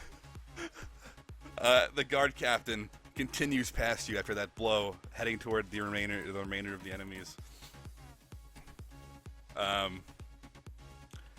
You can see that Jinbar is being carried away, Big Nose. He moves 50 feet toward the direction of Kerniper, and he goes out of view. This guard captain, I've hit him a couple times. Can I see any like visible damage on him? Some of his armor is dented. In a few places, he's wearing a plate armor. But he appears to be riding pretty steadfast right now. There's no signs of real weakness. So you did catch him in the head. He's got his eye is a little reddened by that. Hasn't bruised yet. Okay, cool. Is it our turns, or did all your guards go? There's one more guy headed. Is this one guy dead? I got 2 guys here that are next out. One of them is still alive though. Anyway. This guy is just running off. He's scared. Running in this direction. This other guy charges forward, his shield and sword drawn, running beside his captain, but not getting enough distance to catch up to you guys just yet. As Hebroni lays there, bleeding out, his spine apparently broken. The conch shell summons the spirits around him. The Koatoa surround him and begin leeching from his wound as if they're sucking on his blood. A pack of them around him right now. And it's going back to you, Nalar. Nalar, what are you doing? Jesus, this is a tough one. This guy right here, how's he looking? He looking all right? He's looking pretty beat up. I'm gonna try and step in and make an attack against him. My dude. All right, go for it. I'm gonna just do a regular unarmed strike. Okay. As you swing with your quarterstaff, he puts his shield up, blocks it, and as he's doing that, he exposes himself, and you go in with an uppercut right underneath of his jaw, catching him in the throat and crushing his windpipe. And he falls back, clutching his neck, and it's wheezing for air, but air does not come. And he will soon be dead, you imagine. Okay, I'm also gonna take... struggles. By the way, do you see that thing on my head? Like, I've put a 2. That's gonna be a 1. That's my remaining key. So I'm gonna use one more key, and I'm gonna go into a dodge. So it's basically like I took a dodge action. Okay. Are you gonna stay in the same spot or move at all? No, I'm saying. Okay. Dunker, what are you doing? Okay, so I'm gonna attack him, and then I'm gonna go into rage again. Okay. So you bonus action to go into rage and you're attacking. You should have probably more than +4 on your attack. How much strength do you have? What's your total strength score? So we can clear that Strength is 18. up. So you should be rolling +5 right now. And instead of Six. plus. Plus 4 from the strength and 2 from proficiency. Oh, right, So, right. 6. +6. Sorry. Yeah. So anyway, you're gonna hit anyway. Just want to clear that up so you have better success with that later. Okay. So you're gonna hit the guard captain. He's looking now over at Nylar, and you strike him when he's caught off guard, digging your great axe into his side, and you open up a small wound on his abdomen. Now, Yokana, what are you doing? His abdomen is now wounded. Yokana starts moving forward, and staggers, not realizing how tired he is. And I'm gonna shoot at the guard that has Jimbar. It's approximately like 140 feet away. It's totally fine. It's within range. He's probably about yeah, close to that. What's your range on your weapon? 160 feet. He's probably real close to that, but I'll let you take it with a regular shot right now. Go ahead and let her rip.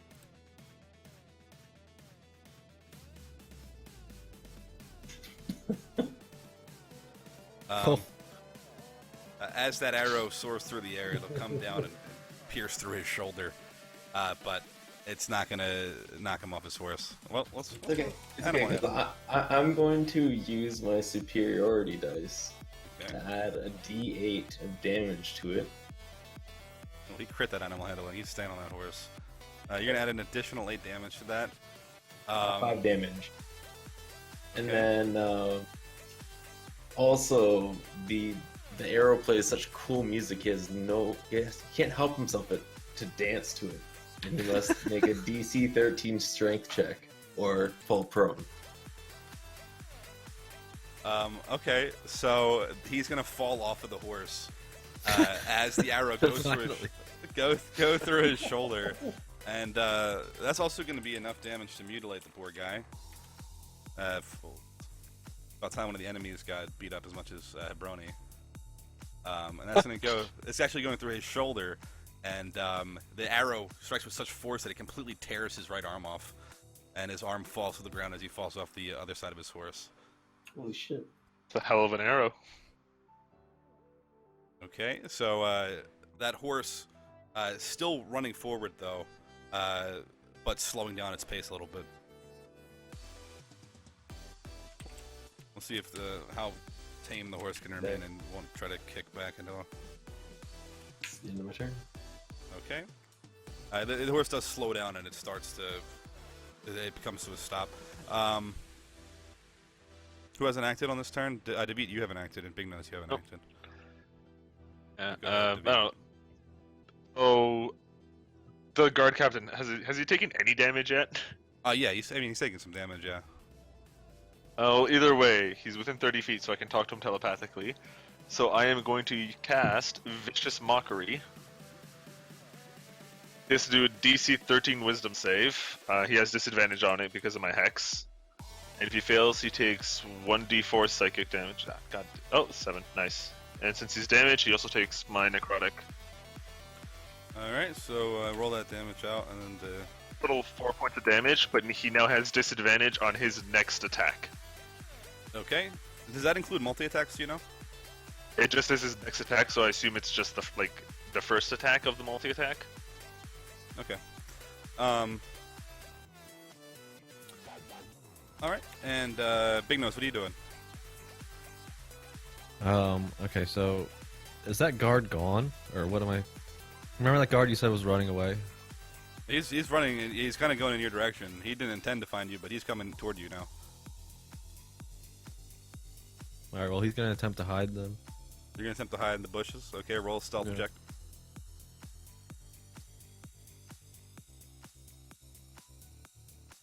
Alright. And as you shuffle your way into the bushes, he is going to roll his perception. And even his passive perception, he saw you climb into those bushes, and he heads on over there and takes his sword and drives it into the bush where you're hiding. It's gonna hit you for 11 damage there, and drives it through. And now he catches you right through the stomach there, and you start pouring blood out everywhere. That was anticlimactic. Then you start to hear the Kawatoa coming to collect your blood. They swarm around you after having spent so much time at Hebroni, feasting off of his injuries. The guard captain, now relentless, not giving up, and he is taking a swing at Nalar. And as he does so, Nalar dodges it. And he'll have disadvantage on both attacks here, considering you were in dodge action. And the second one was as he swings down, you come up with your fist and you catch him in the ribs for 1d4. Oh, I just do. Okay. It's a regular 1d4, not your regular fist attack. For 2 damage. And he kind of kicks back and winces as he holds his side there. You are still not fast enough. You better watch your tongue, knave! As he pulls You his... better watch these fists. I'll watch them when they're in the glass jar on my shelf after I cut them off. And he takes his sword above his head, ready to strike again. But you get to act first. I'm gonna take my quarterstaff and attack, and then I'm gonna do flurry of blows. This is my last heat. Character. Okay, and flurry of blows.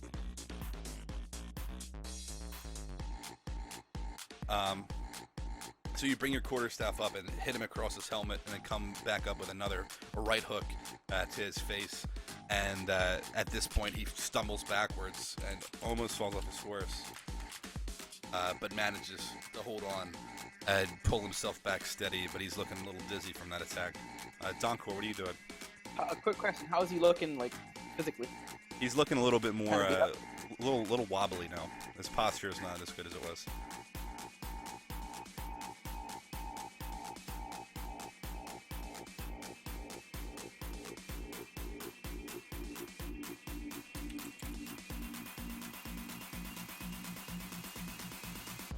Dunker, what are you doing? I'm gonna attack him again with my great axe, trying to finish him off. All right, go for it. As you pull your great axe back, and you should be rolling +6, by the way.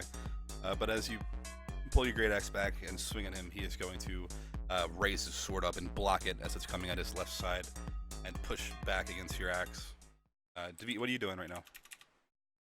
I didn't know it was a new round.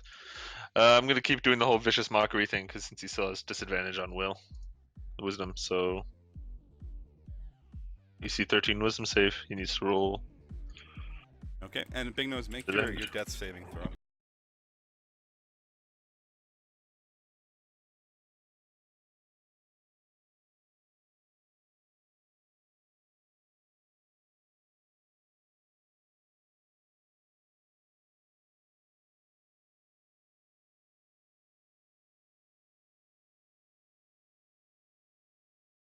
And that's a Everyone's fail. unconscious. Yeah, I'm like dead. I thought you were just paralyzed. Both. So he's both. Oh. So is that Paralyzed kind and of the dying. save or a loss? That's a loss. Anything below 10 is a loss. Or below 9. 9 and below. 10 and up is a success. Okay. Yokana, what are you doing? Signal discard.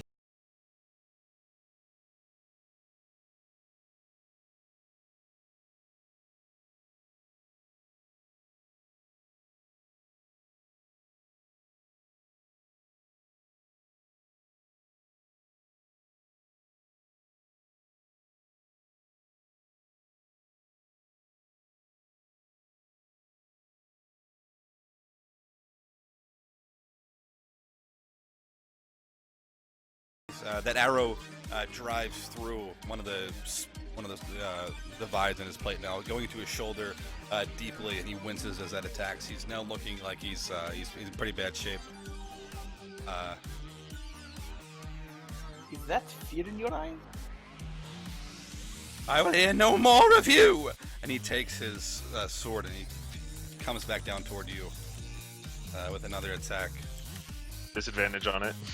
Is this Venom in the attack? Oh, that was Monker again? Okay. Yeah,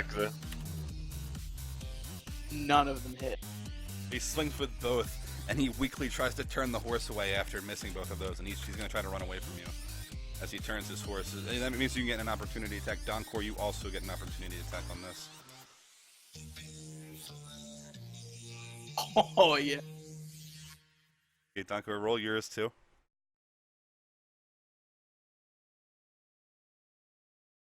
And roll your damage off for that. Oh yeah. Roll to see if he can stay on his horse.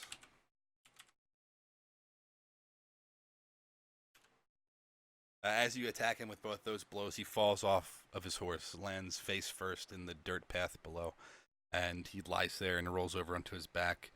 Some blood exiting from his mouth now. He looks like he's all but defeated, but still conscious. I want to walk over to him and kneel right next to him and say, "You caught me once. Won't happen again."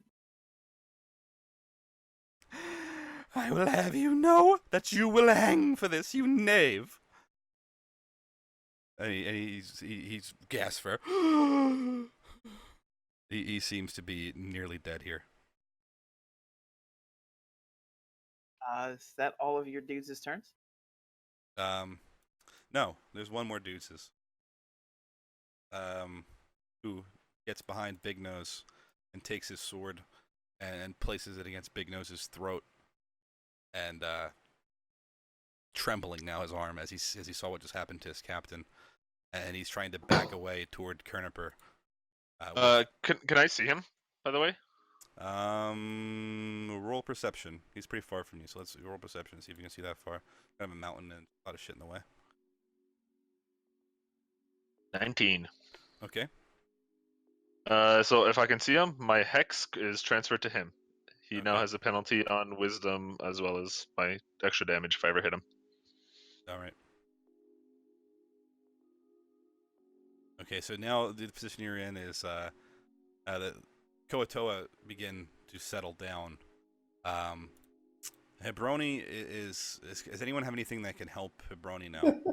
I do actually. I have a Okay. med. Well, before from- we. So the situation, just paint the picture here for you. You've got the guard captain who's laying there still alive. Hebroni nearby behind him. His spine has been broken, and he appears in dire condition. Big Nose obviously in a lot of trouble. He's being taken hostage right now, and then you guys are free to act. It's now your turn. Okay. I'm gonna walk over. Oh, I'm already right next to him. The guard captain. I'm gonna make an unarmed strike. That hit? I guess not.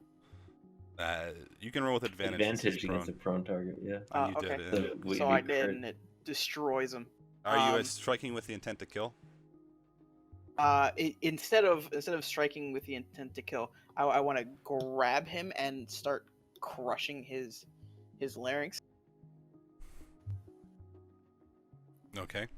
And what do you want out of him? Go ahead and skip. I'm gonna message you since we didn't have too much time to plan. But go ahead and let everyone else do their stuff. Fair. Okay, so he's there. He's getting choked, and I'm what gonna the rest of you quickly guys run up to Hebroni, and I have a healer's kit using one of its quote-unquote Nice. charges. Instantly stabilize him. Oh yeah. okay, Brony now is stabilized, but still might be Paralyzed. paralyzed. Meanwhile, Big Nose, you're now conscious, but you're still in a state of 0 successes and 2 fails. You're conscious because he's picked you to your feet and is trying to drag you away. Okay, so he's stable. Okay, I was gonna. Big Nose is not stable. Oh. As long as he's in the guard's possession, he's stable because that's just the situation we're in here. But he is still in a lot of trouble. If the guard were to die, he'd still be unstable. But anyway, what are you doing? I will dash over to here. Dashing my full movement of 35 feet right now. Now I'll yell out to the guard.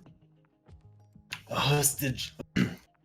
A hostage is not useful if he is dead. What do you think? I'm keeping him alive?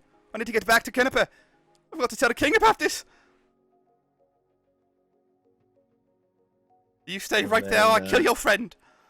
I'll say, take this, give it to my friend. We'll make sure he lives. And I'll take one of the good healing potions that I have, and I'll like signal to toss it to the guard. Easy now. As he reaches out his hand and he'll accept the potion if you toss it. Yeah, toss it to him. Yeah. So he catches it, but he's unsure about using it. He looks at the potion, and he doesn't use it. He puts it in his pouch next to him. Oh, this guy's so dead. I know David and Donkor. What are you guys doing? Well, I just stabilized Hebroni. Donkor, what are you doing? Gonna go over to Hebroni and try to carry him like out of the way.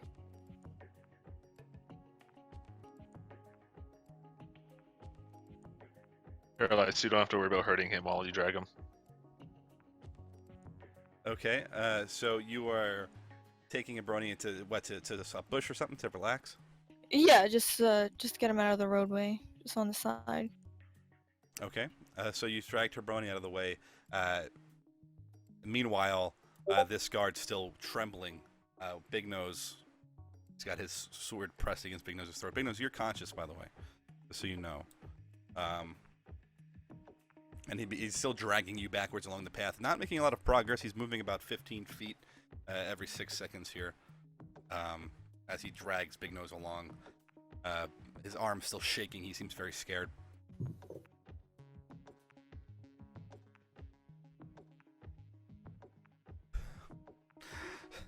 Stay back! I need to get to Caterpillar! I don't want to kill him! Don't make me! He shouts at you, Yokana. Drop the rat. No, nobody else needs to die. No. I may be scared, but I'm no fool. As he continues pulling him backwards. And the rest of you guys can take an action now, too. Did you catch my message?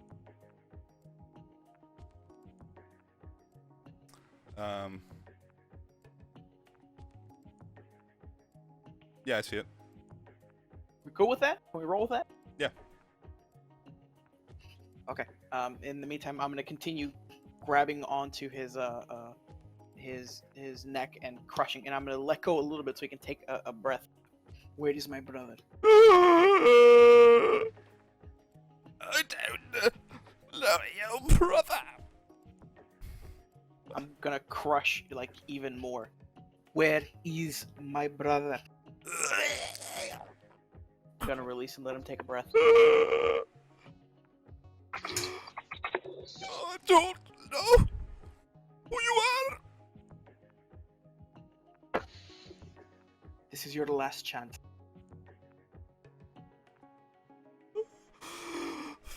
Fine. Fine.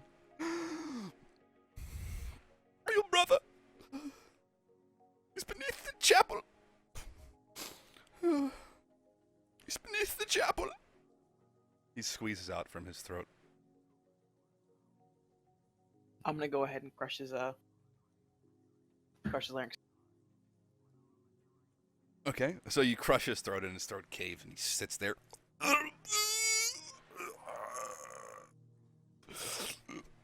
And he, after a couple seconds of that, more than that, he eventually just suffocates to death. And while that's all happening, what are the rest of you guys doing here? Alright, so I walk up to here, looking at the guard, and I just go to them like, listen to me, my friend. Do you not see all the death here? All the dead guards? Do you know who we are? We're the fucking fire bats, and we just lost our captain. And now you are threatening to kill a valued member of the crew? If you kill him, the pain and suffering that you will go through right now afterwards will be immeasurable. You will hate every moment of existence. But if you let him go, let him decide if you get to live or not. But if he decides for you to die, it will be quick, it will be painless, and you will value it. And I'll roll an intimidation check. Holy shit. He seems even more. He seems even Oh, more. and while afterwards I do that, I take my knife, because you know I have like that still kind of gaping wound on my neck. Yeah. I take my knife, I fake drag it across it, and then I cast minor illusion, and it just starts gushing blood. At this point, he drops his sword and he dashes. He moves 60 meters or 60 feet as he begins running as fast as he can away from you. Big Nose laying there unconscious still at his feet when he drops him. Yolkana, I suspect you're probably going to want to do something about that. No, you can run away with my potion. That's fine. Okay. So go ahead and finish, David. See you later, buddy. Oh no, I was just gonna say, I'd say to Lolkana, like, telepathically, like, your bow, but I guess not. No, there's the attack roll. It was a crit. Oh, okay. So as he's running away for his life, he gets a considerable amount of distance away, but an arrow flies through the back of his neck and comes out the front of his throat, and blood pours from his mouth as he falls forward, holding your potion in hand, and he lands, and the potion rolls out of his hand a few feet away from him. And I action surge, Okay. and I walk over to Big Nose and I give him a potion. All right. So you have now stabilized Big Nose. Everyone is now stable. How's our friend? What's his face? Ghibli. I already forgot his name. Jinbar. Jinbar. Bar. There we go. Jinbar looks to be in critical condition.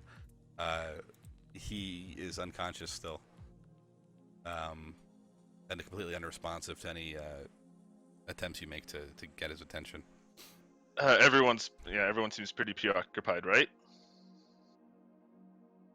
Because everyone's shooting Big Nose. Okay, cool. I slit his throat and say, tell him there is no place for mutineers amongst us. Jinbar's throat cuts open easily and blood pours out, and he slowly fades to death's door. And then you hear. Correct me from. Then after you do that, you hear. The Kawatoa rise from the conch shell and go and start The plan has been revealed. start consuming Jinbar's corpse, and his body begins to disintegrate.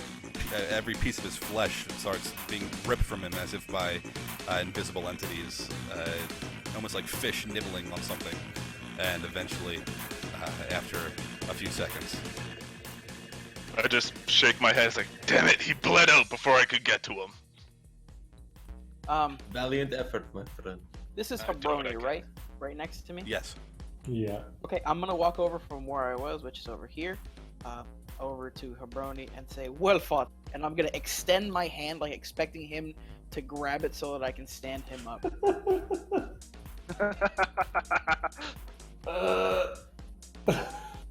I'm just gonna hold it there and look at him. Are you going to grab my hand?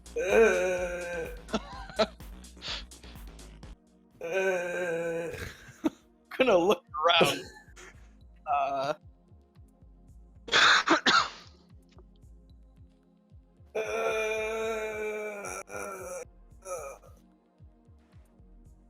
I'm gonna lean down and grab his hand and kind of pull it up, and I assume that there's just nothing, and it's just completely limp. it sure is. I'm gonna let his hand fall back, slam against the ground. Oh.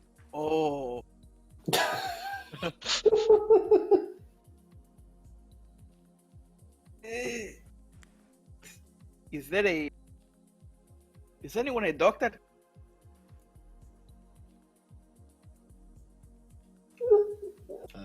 I get Big Nose Never off the good ground. with the cleric is.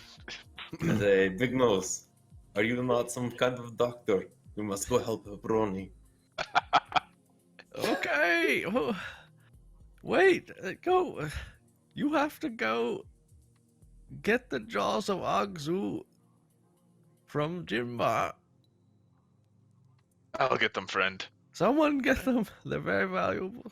Hey, I'm why does coming. Jinbar have jaws of Ogzu? I thought I picked up his remains. So these are the teeth that Big Nose.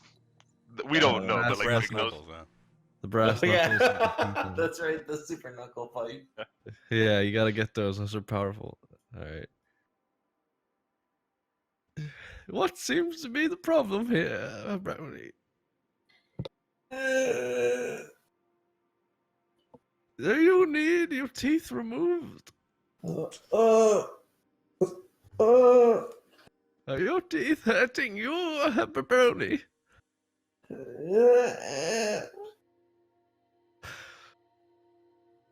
Would you like some Novocaine?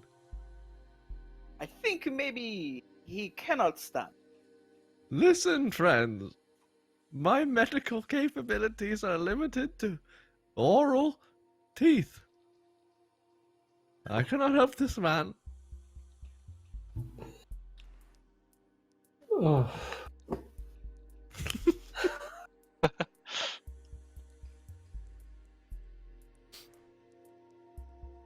Well, I know there is a doctor in a small village up ahead.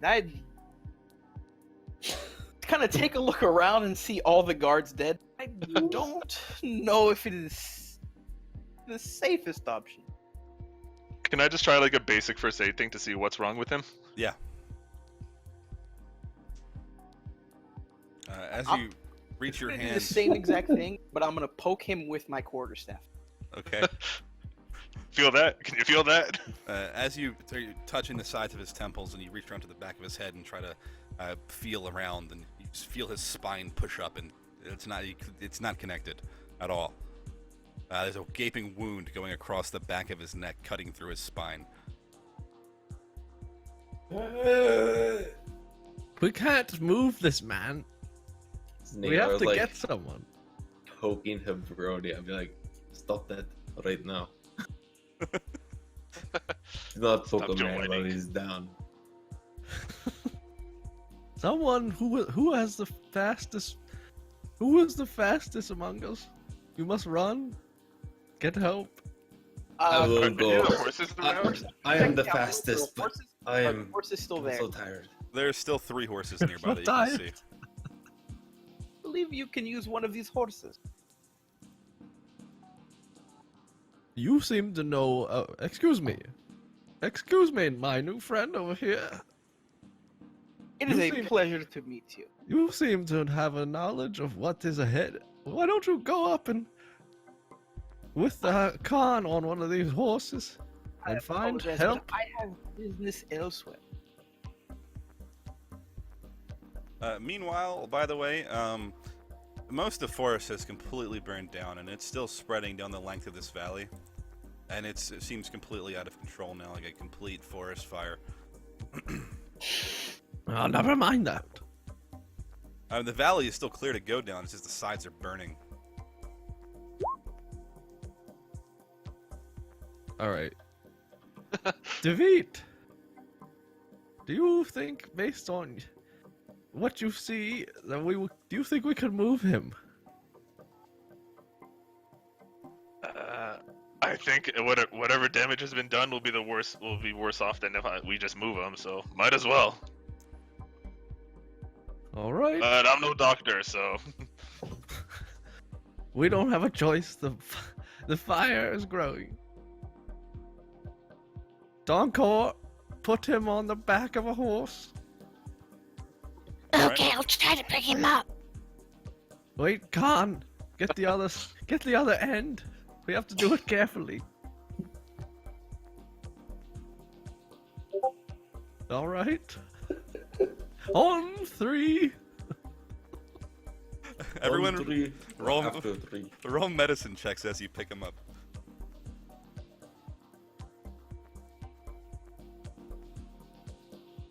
I rolled a 4 because I have disadvantage on all my ability checks.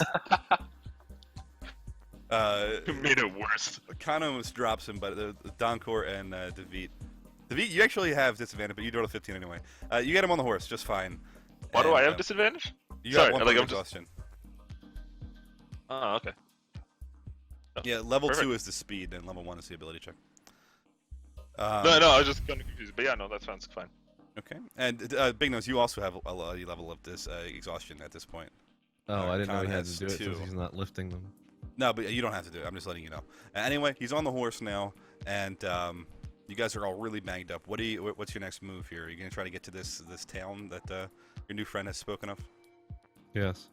Nilar, you say that is your name, correct? You say you have business, but you must show us this town before you go. Do not know what kind of man is on the back of guards with bag on head. But it's a man we must trust. It was a misunderstanding. I hope you understand. No, listen here. I'm not as nice as my friend here. We, as far as I'm concerned, saved your ass just back there.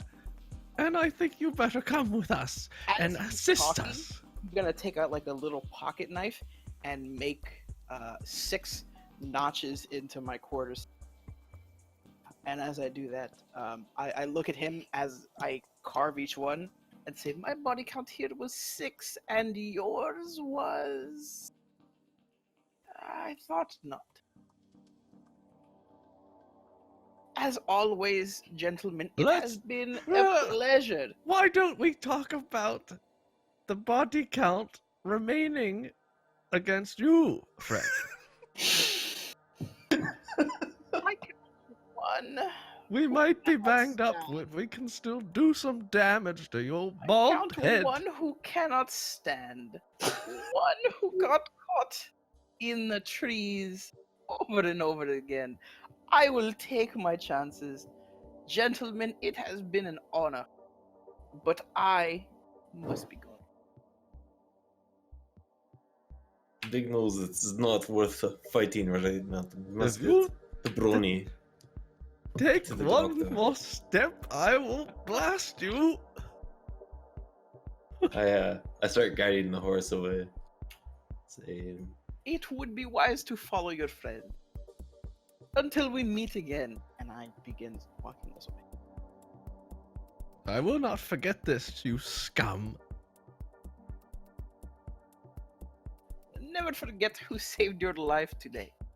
You saved no one. Little.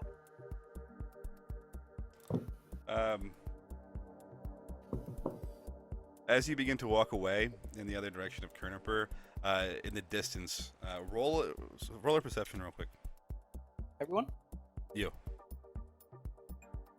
Okay, with your eagle eyes there, you see that there is another patrol in this direction right now. God damn it. I mean, coming towards us? Yeah, but it's pretty far away. You would guess it's about 300 to 400 feet. I'm gonna turn around. I'm gonna walk back. Oh, coming back so No, soon, what? my friend. It's dawned on me that maybe I may not have been the most gracious of hosts. I would be more than honored to accompany you and your party. Let us Okay. be off. Let us make haste. Let us not dally. Why? Why is this sudden I change will of heart? explain. I will explain on the way. Let us go. Oh, fine. All right. So you guys are gonna head down, and there are 3 horses. You can take the horses with you. You guys gonna try to mount up. You can get 2 people on each horse. Yep. All right. So you I'm gonna guys. walk. Okay. You'll stay next to the horses. Fucking weirdo. Alright. The guards catch him. I'm literally as fast as a horse on foot. So Okay. So the direction you're headed, you are currently. Let me show you where you are. You are here. The town you're trying to go to is this town. This is Kerniper.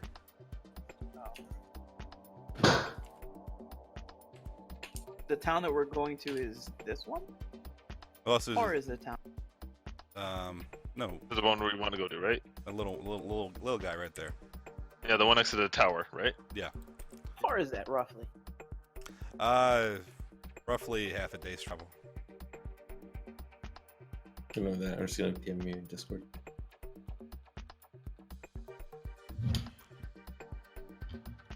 We get a quick break, maybe. Oh yeah, right. We'll take a quick break here. After all that just went down, and we'll be back in a couple minutes when everyone's ready. We're gonna have bathroom breaks, get water and stuff. All right. So you guys are traveling. As I said, this is about half a day's travel to get to this town that you've been described to as Cairnwood. And you've been told it's very famous for its dairy products. You've never tried it.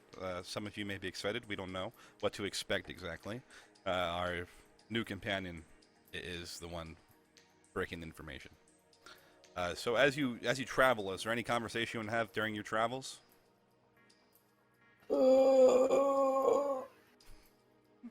You'll also notice as you're traveling along that the forest fire has spread through this valley a considerable distance. In the distance, you can still see it on the left and right side of you, and behind you. It almost stretches the entire distance.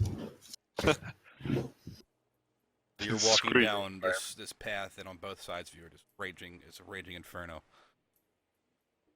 I'll honestly be mostly kind of like letting my throat try to heal up from being slit, as well as like periodically checking on Hebroni, making sure that his paralyzed body on top of a horse isn't causing more damage. Okay. Just a curiosity. Why? What quarrel did you have with the guards? Okay, it is a sore subject that we do not have to speak of it. I understand. Are you? It was a misunderstanding, as you say. We had a important person was captured. We attempted a rescue, but we ended up with this. And I kind of like point to the forest fire. I take it that you are sailors, yes? Speaking of mutiny, and you're a captain, yes? Why do you want to know all this? I am just curious. I am a curious man. You were trying to walk the other direction, you son of a bitch. You turned my heart. Could not be cold-hearted to those that had treated me so well. Oh, I think what turned your heart was the cavalry coming from the other All direction. right, he couldn't have seen that, or whatever. Did you? He rolled perception, and he had a roll an 18, so...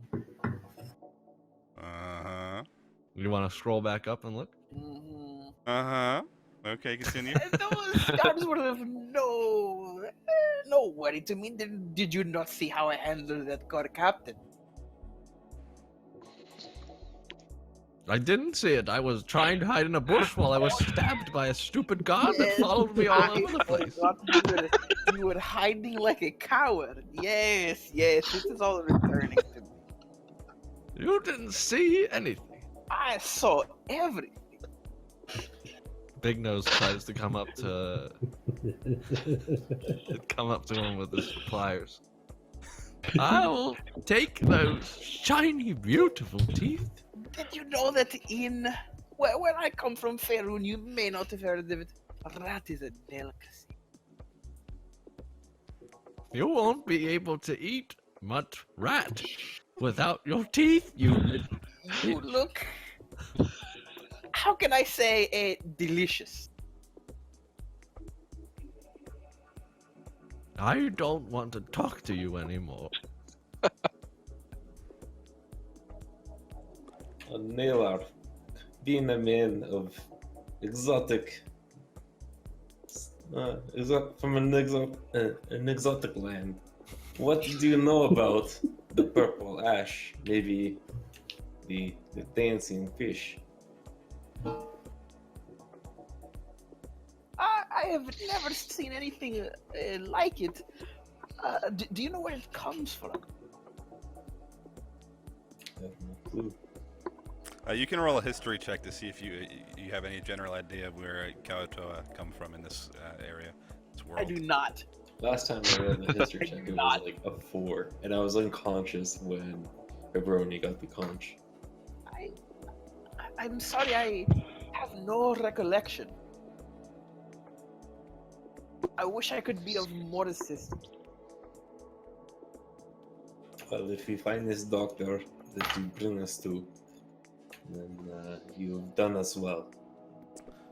The Kawatoa are, however, known for being around swamp areas, and you know that Gorktar has a few swamps, Zulman Asher has a few swamps, and Ezreal has a few swamps. So that's generally where you're going to find them, is that type of area. Do I know that? It's general knowledge that most Kawatoa are from there. They're not a terribly uncommon creature, but of this nature, they're different. So you probably wouldn't be able to pinpoint it, but most of you guys probably know they're from a swamp area at least. If you've adventured at all and you have any experience with any of the creatures of the world.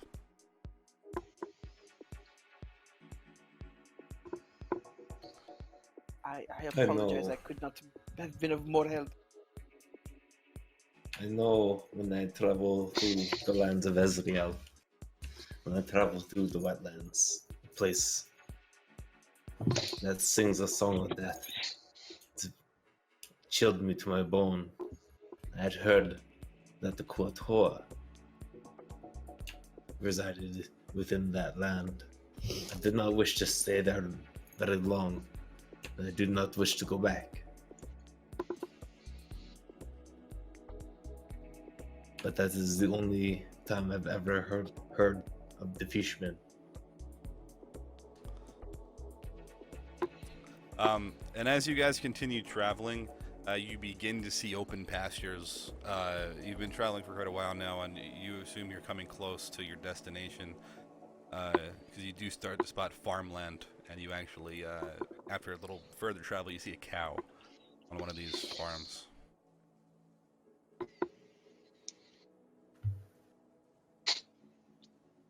Traveling further down this path. Yes. You go, Yeah. You I'm are thinking our returning. priorities a doctor for Hebroni here. and well, we can also go. And Nelar, what was this misunderstanding you said you had with the guards? It is difficult to explain. I was simply looking for my brother, and they believed I was. It's difficult to explain.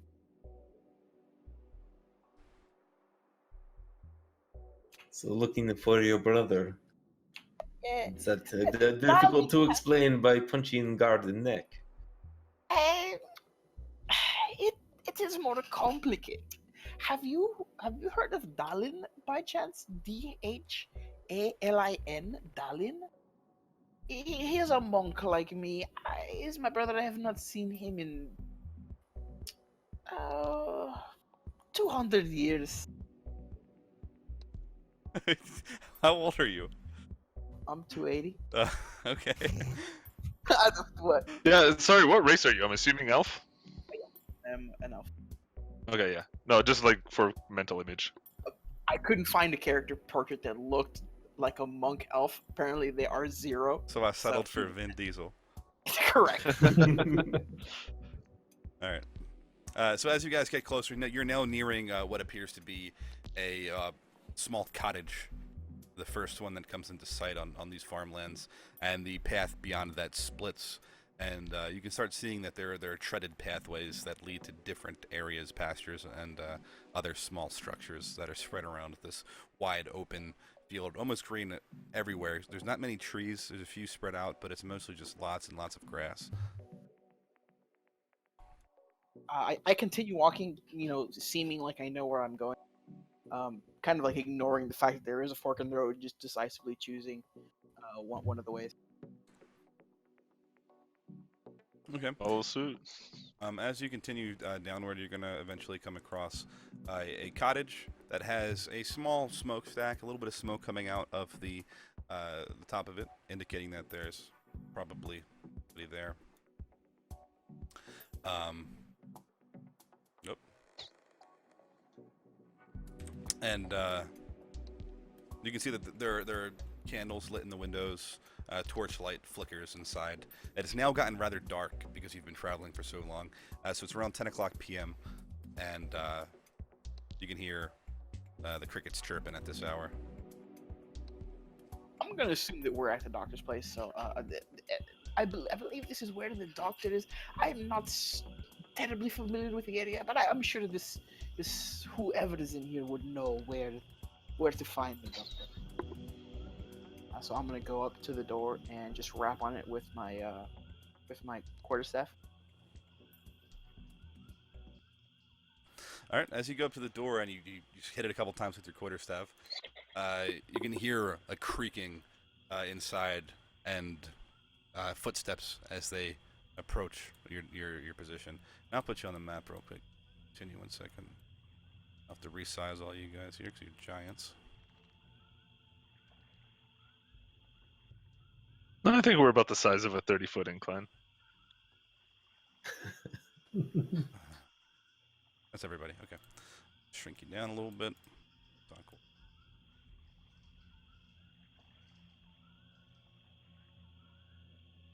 Okay. Your footsteps approach the door, and it slowly begins to creak open, and through the crack, an eyeball appears. and it looks old, and you see wrinkles beneath his eyes and white hair on top of his head. What do you want? Excuse our intrusion so late. Are you the town physician? Not me, no. I don't often get visitors, no. If you wouldn't mind coming in and maybe having a cup of tea, or I've been cooking stew for a while tonight. I wouldn't mind some company.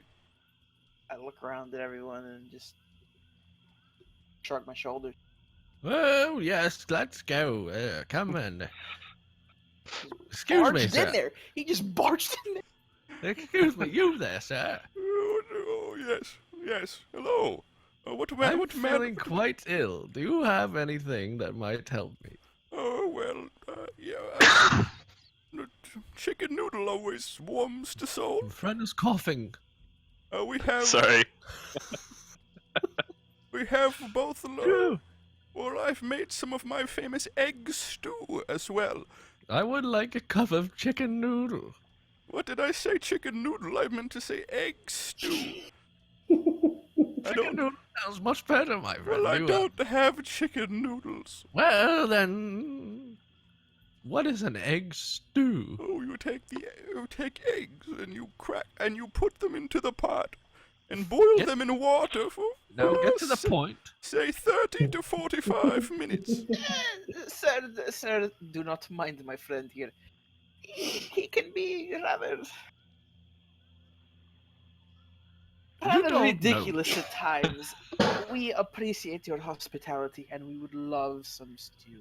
Thank you very much. Oh, yes, well, of course. Well, make yourselves comfortable. I don't have many chairs to sit upon, but I do have one. And I...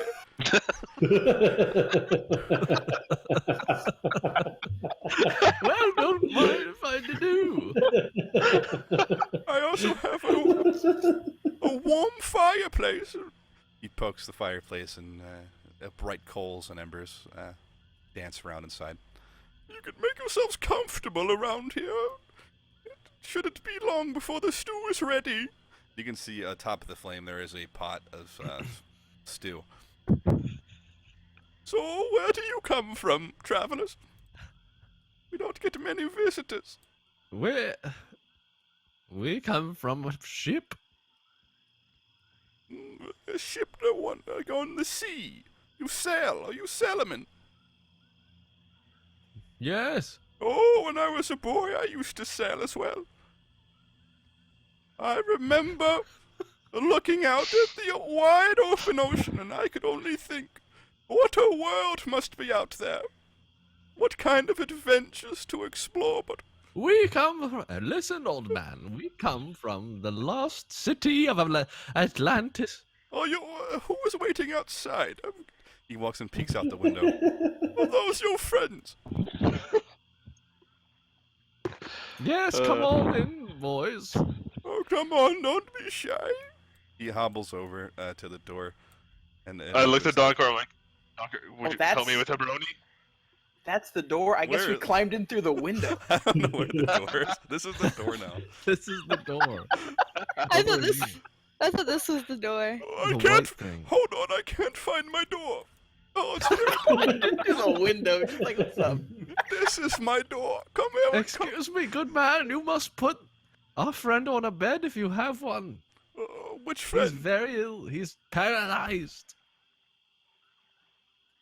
Yeah, we'll carry Paralyzed. Hebroni to the bed. My mother got paralyzed when she was only 36. You can't have this chair, though. This is very nice over here. It's one of my favorite chairs, made of actual cow hides. I take the cows once we slaughter them, and I skin them, and I leave them to dry. It's a That's too much information, my friend. I don't want to hear more. well, make yourself comfortable on my bed here. It's not much, but it is something. Oh well, where? Oh, here he is. So, my second bed, of course. The stew appears to be ready. And he reaches over into the fire and pulls off a large black cast iron vat and moves over and puts it down. Sets it right on the floor on top of a red cloth that he's got laying out. Oh, But only I know you cannot move, but maybe this stew will bring you back to happier times with Marianne. There you go, Marianne. That was the name. Yeah. You're paralyzed. Your jaw's not broken. Actually, it is broken, isn't Oh, it? is it? Oh, yeah, right.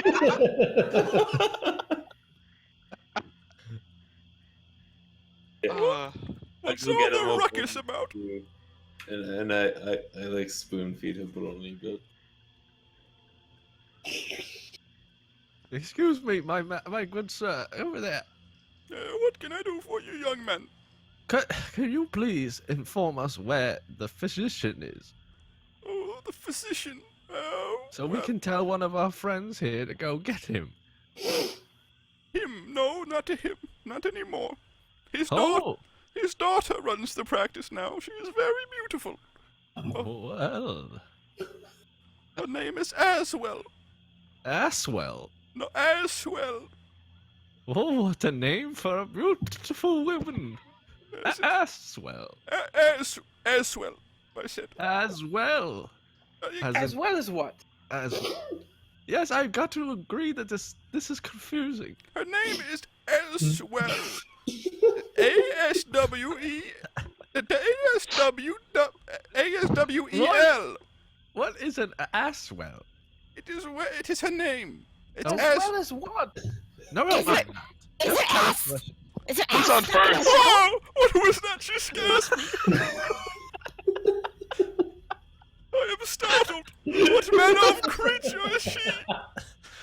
calm down, my friend. Just tell us where Aswell is. I've never seen something so terrifying. Donk, go into the other room. Is she one of the brutish orcs of Ezreal that I've heard so much about? My friend, calm down and focus. What do you She's need? not going to hurt you. We need to know Why where is the she location- carrying a head? Oh, crap. Are you killers? Have you killed people? Don't ask questions. Oh, okay. Please don't hurt me. What? Where I is think Aswell? gotten off on the wrong foot. This orc is it's a fakehead. That it isn't real. It's an illusion. We are traveling performers. That is what we are. Like from the circus? Yes, correct. However, one of our performers recently got injured, Oh. and we are in dire need of. Also, was her name? I don't know. Aswell! Yes, also. Yes, thank you. Aswell, I said! Right. No, Aswell. correct. Correct. That is her Yes. name. What do Where can we find her? Let me Especially take a at this look at time. your friend. Oh, God's sake. He is indeed injured, it appears. Well, we didn't know that. Thank you for that, sir. We, Oh, there's we nothing appreciate your diagnosis. I am- We would. I am not a doctor myself, though. I can't do anything for him. Sir, time is of the essence. Please just tell me where to find also, and I will bring her over. You said you would stay for soup. Please, just take a seat and we will consume our egg stew. Oh my God! We're not leaving. We just Sir. want to send one of our friends over to Aswell to bring her here. we must see as well because we must make attendance to performance at 7 o'clock in the morning each day. If we do not get there in a week, then circus moves on without us. Okay, well, Yes, yes, exactly. you will find her in a cabin much like mine. In fact, they are built the exact same way. They all have the exact same layout, I think. Oh, we have... What is that, friend? And are they on the same hill? That's also on top of a hill, yes. Just like mine is. So, if you'd like to go see Aswell, I suppose I'll eat my stew in solitary. We will return, fine sir. Do not worry. You will not spend tonight alone. I do hope. Well, of course he won't, because he has Hebroni here, who's on his deathbed. He's just mumbling nonsense about that woman. He'll be here. You can So- go talk to him. Has this man told us where to go, or he's just told us where she is, like that she lives in the house?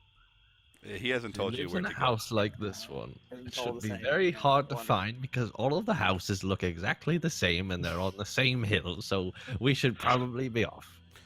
Wait, I But didn't it's- tell you where she is yet. What exactly is she Oh, for located? God's sake. What is she looking like? Where is she located?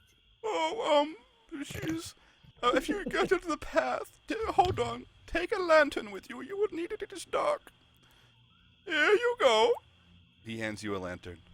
You will need to travel about, say, 10 minutes to the north.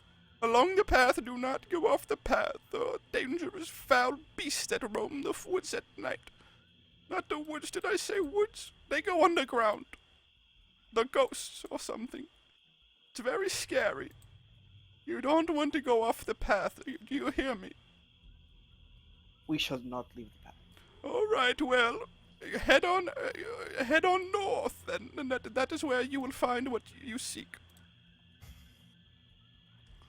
Do you have any health potions? My aching bones. I need to sit. I can't. No. That's the window. We can't leave through the window. Excuse me. What do you want?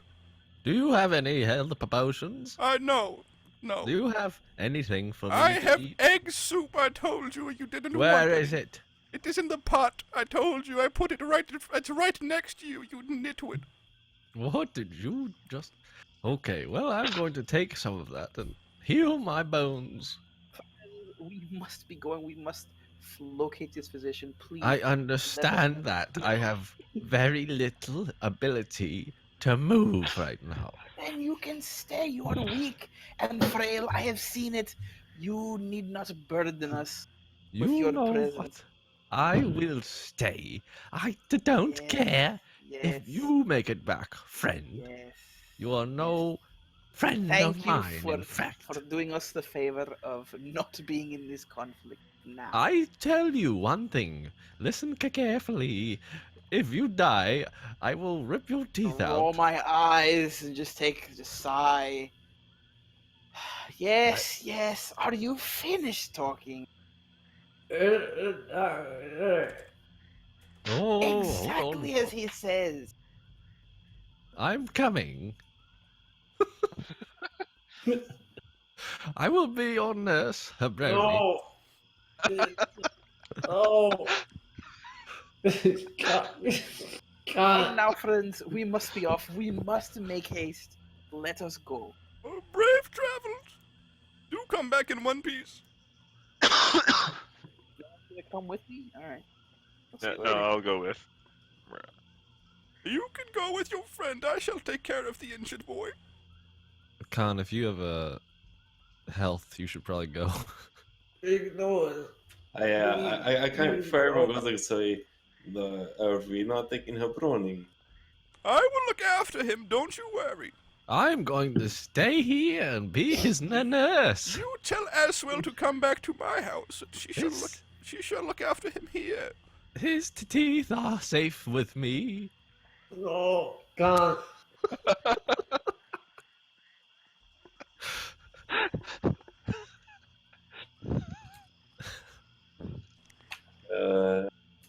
Big Nose, if I come back and there's slit in throat, teeth missing, you will pay.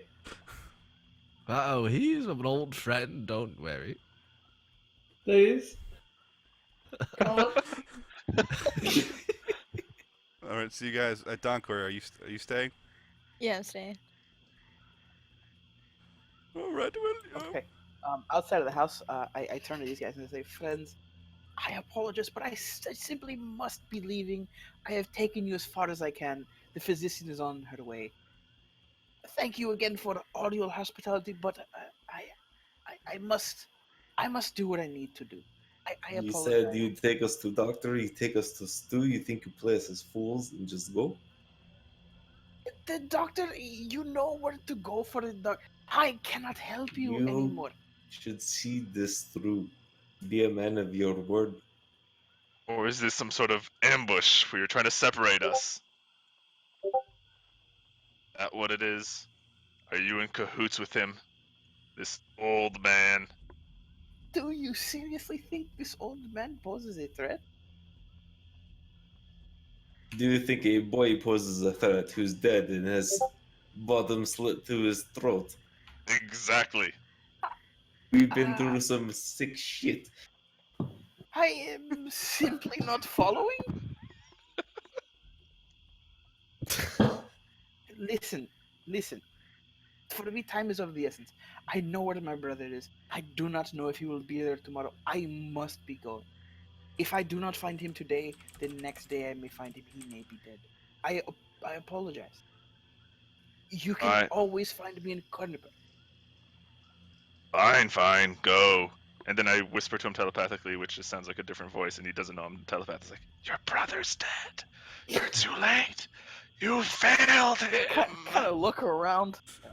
Fuck. Failed him. Just continue Best on. brother ever. Shame. Shame. Shame. Locana's just yelling shame. All right. So he heads off and he fades away into the night, heading back to where he said he would be in Kerniper. Wait, what is that? I must roll perception. Ghost appear from ground because he strays off path. I'm joking. All right. So you guys gonna head toward where the physician is supposed to be located? Yeah. While we go there, I'm gonna cast Disguise Self on myself and look like a respectable member of society. Hey, you Okay. look like a monk. All right, friends. That Yeah, I started disguising. What's the name of your monk's character again? Naylor. That's it for me, friends. Thank you guys for having me. I appreciate it, and good luck. See you guys All right. next time. See you later. Thanks for joining. It was fun. It's fun. Nice to meet you.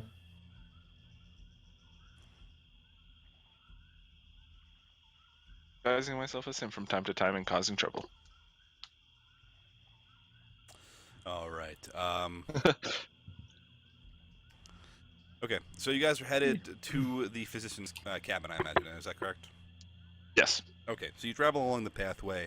You had about 10 minutes, as you were told, and you had come upon another cabin, just like the one that you saw before.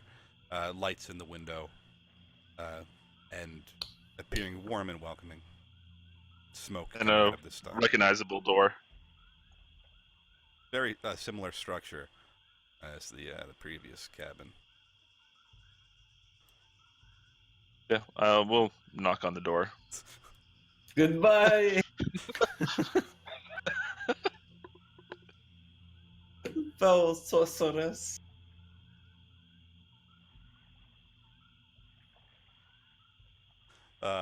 Okay. You knock on the door, and as that That was a happens, Solid sound effect. you hear a gentle creaking coming in your direction.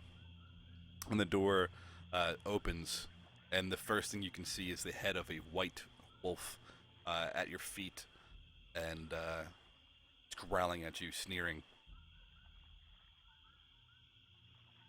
Hello? Hello? Then the door opens a little bit more, and you can see a woman draped in green robes with tied back orange hair.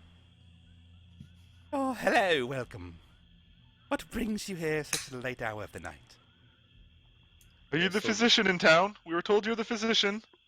Well, I am the physician, yes. And what can I do for you? A friend of ours, he was caught in that crazy forest fire. We have no idea how it happened. Just all of a sudden, a tree fell down on him, broke his spine. We think. We need him to. We're hoping you come and treat his wounds. We will pay.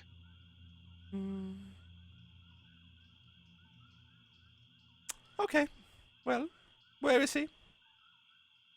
10 minutes away at some lonely old man's cabin who really likes stew.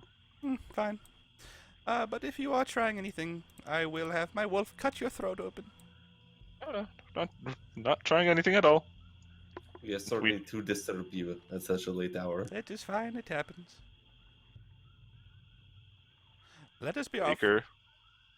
She'll follow you guys, walking gracefully behind you, not seeming the least bit intimidated. I'm assuming the wolf's following as well. The wolf is also following, yeah. Meanwhile, at the old man's cabin. What happened to Donkor? Donkor, why did you just Antics.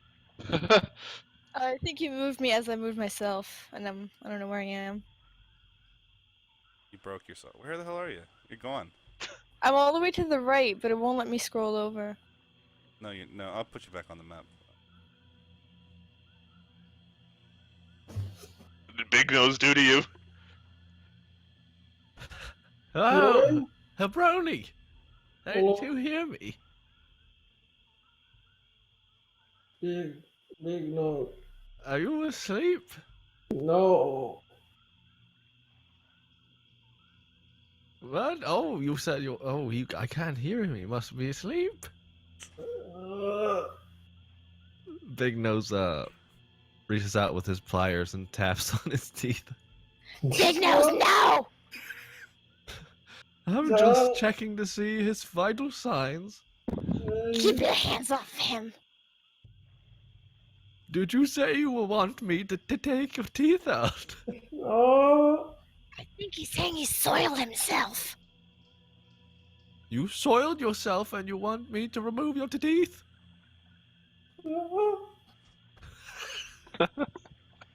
Fine. At this time, you guys are now approaching the cabin again, and you show yourself in. She goes in first.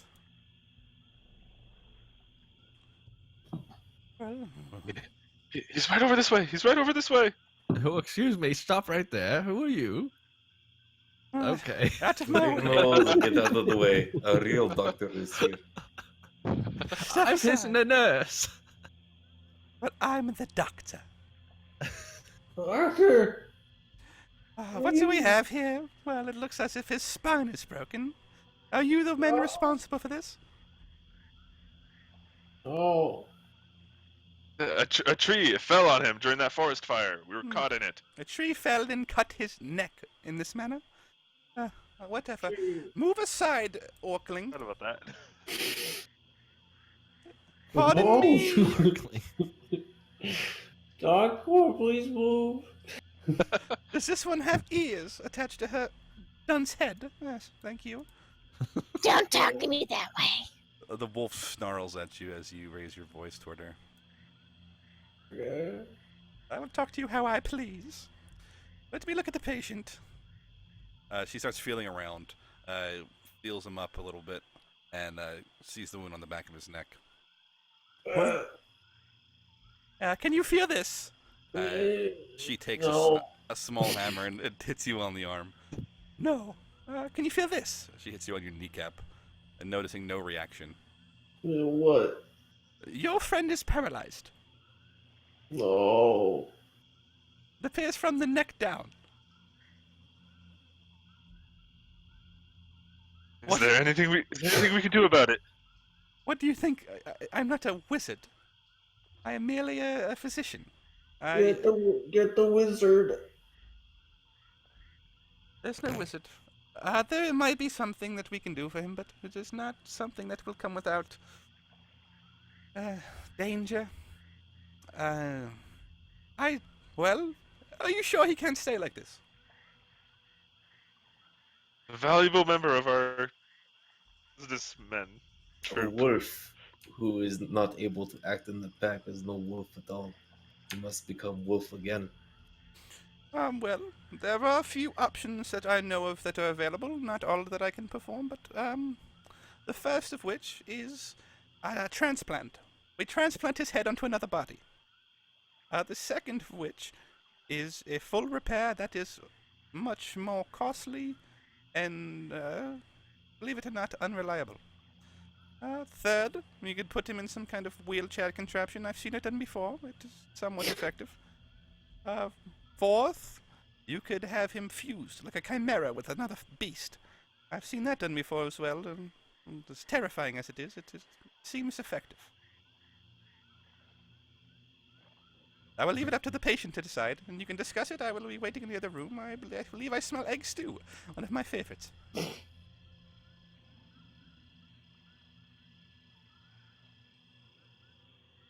Hebroni, what do you want? Fix me. Want to be fused to Plup? Okay.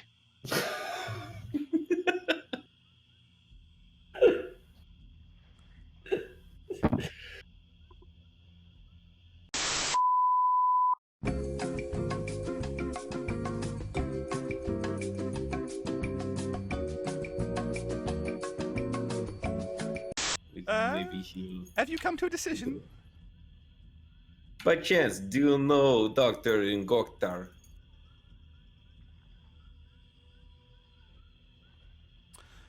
We Gorktar. Well, I know of a character in Gorktar, but not all. Maybe, perhaps you don't want to. You don't want to see him, not unless it's absolutely necessary.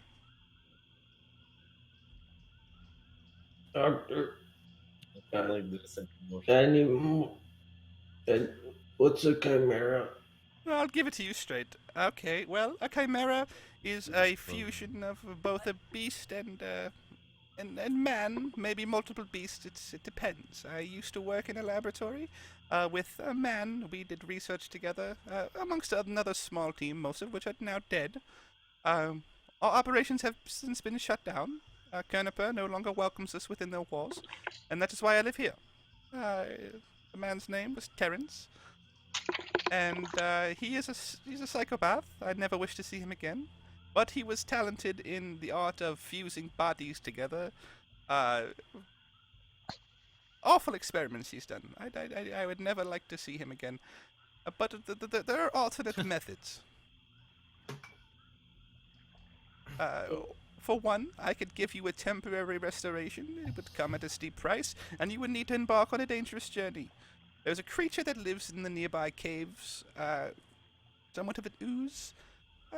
Regenerative properties. It can split itself, splice back together, perhaps attach his spine and the nerve endings. It works sometimes, not 100% success rate, and it certainly doesn't last forever. It may end up in a parasitic ooze living inside of him and getting into his brain and taking control of his whole body. I don't like that. But one thing that Terence has indeed taught me is how to move body parts from one to another. I could potentially take his head and attach it to someone else or something else, and that will usually work, surprisingly. Or Would you be able to get a hold of the body, or would we have uh, to provide it? I don't have a stock pile of bodies for this kind of operation. Or Instruments? there's also a man in Kerniper who is skilled with a workshop. He could find some kind of device to help him get around. The one time a barrel of body parts comes in handy, we don't have the body. God damn it.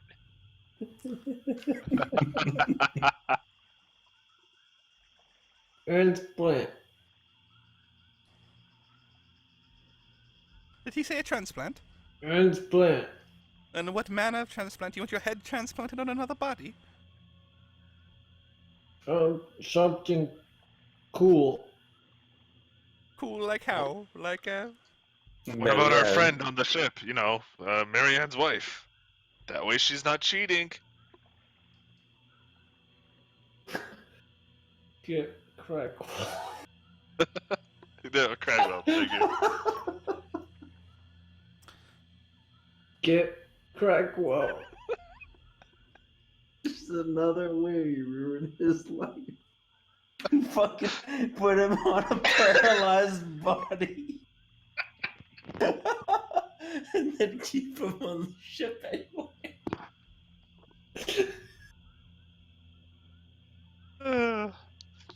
well, I will tell you what.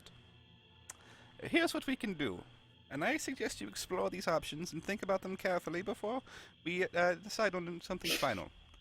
Now, the transplant that can work with a beast of Manus, I've seen it done with a bugbear before. You have a body of some horrendous monster, but you have a little rat friend here. I mean, it's nothing too exotic for your party as it is. Another human, not very moral to do that. That's why we usually use beasts in the past. Because humans, well, you'd have to kill somebody or get a donor. And, now the experimental procedure to restore your spinal column with that of your head, again, it comes with its own risks. An ooze may live inside of you. The chances of it taking over your brain are very slim. Probably won't happen. If it does, come back to me. Maybe I can help you out. Thirdly, go see a man in Kerniper by the name of Aswalius. Aswalius. And he is very skilled in the art of engineering. He can make different devices that will certainly be of help to someone in your condition. I've seen it done before. So, those are your three options. I suggest you think about them carefully, and then we will proceed from there. I've decided. What is it? That was quick. Get Crackwell.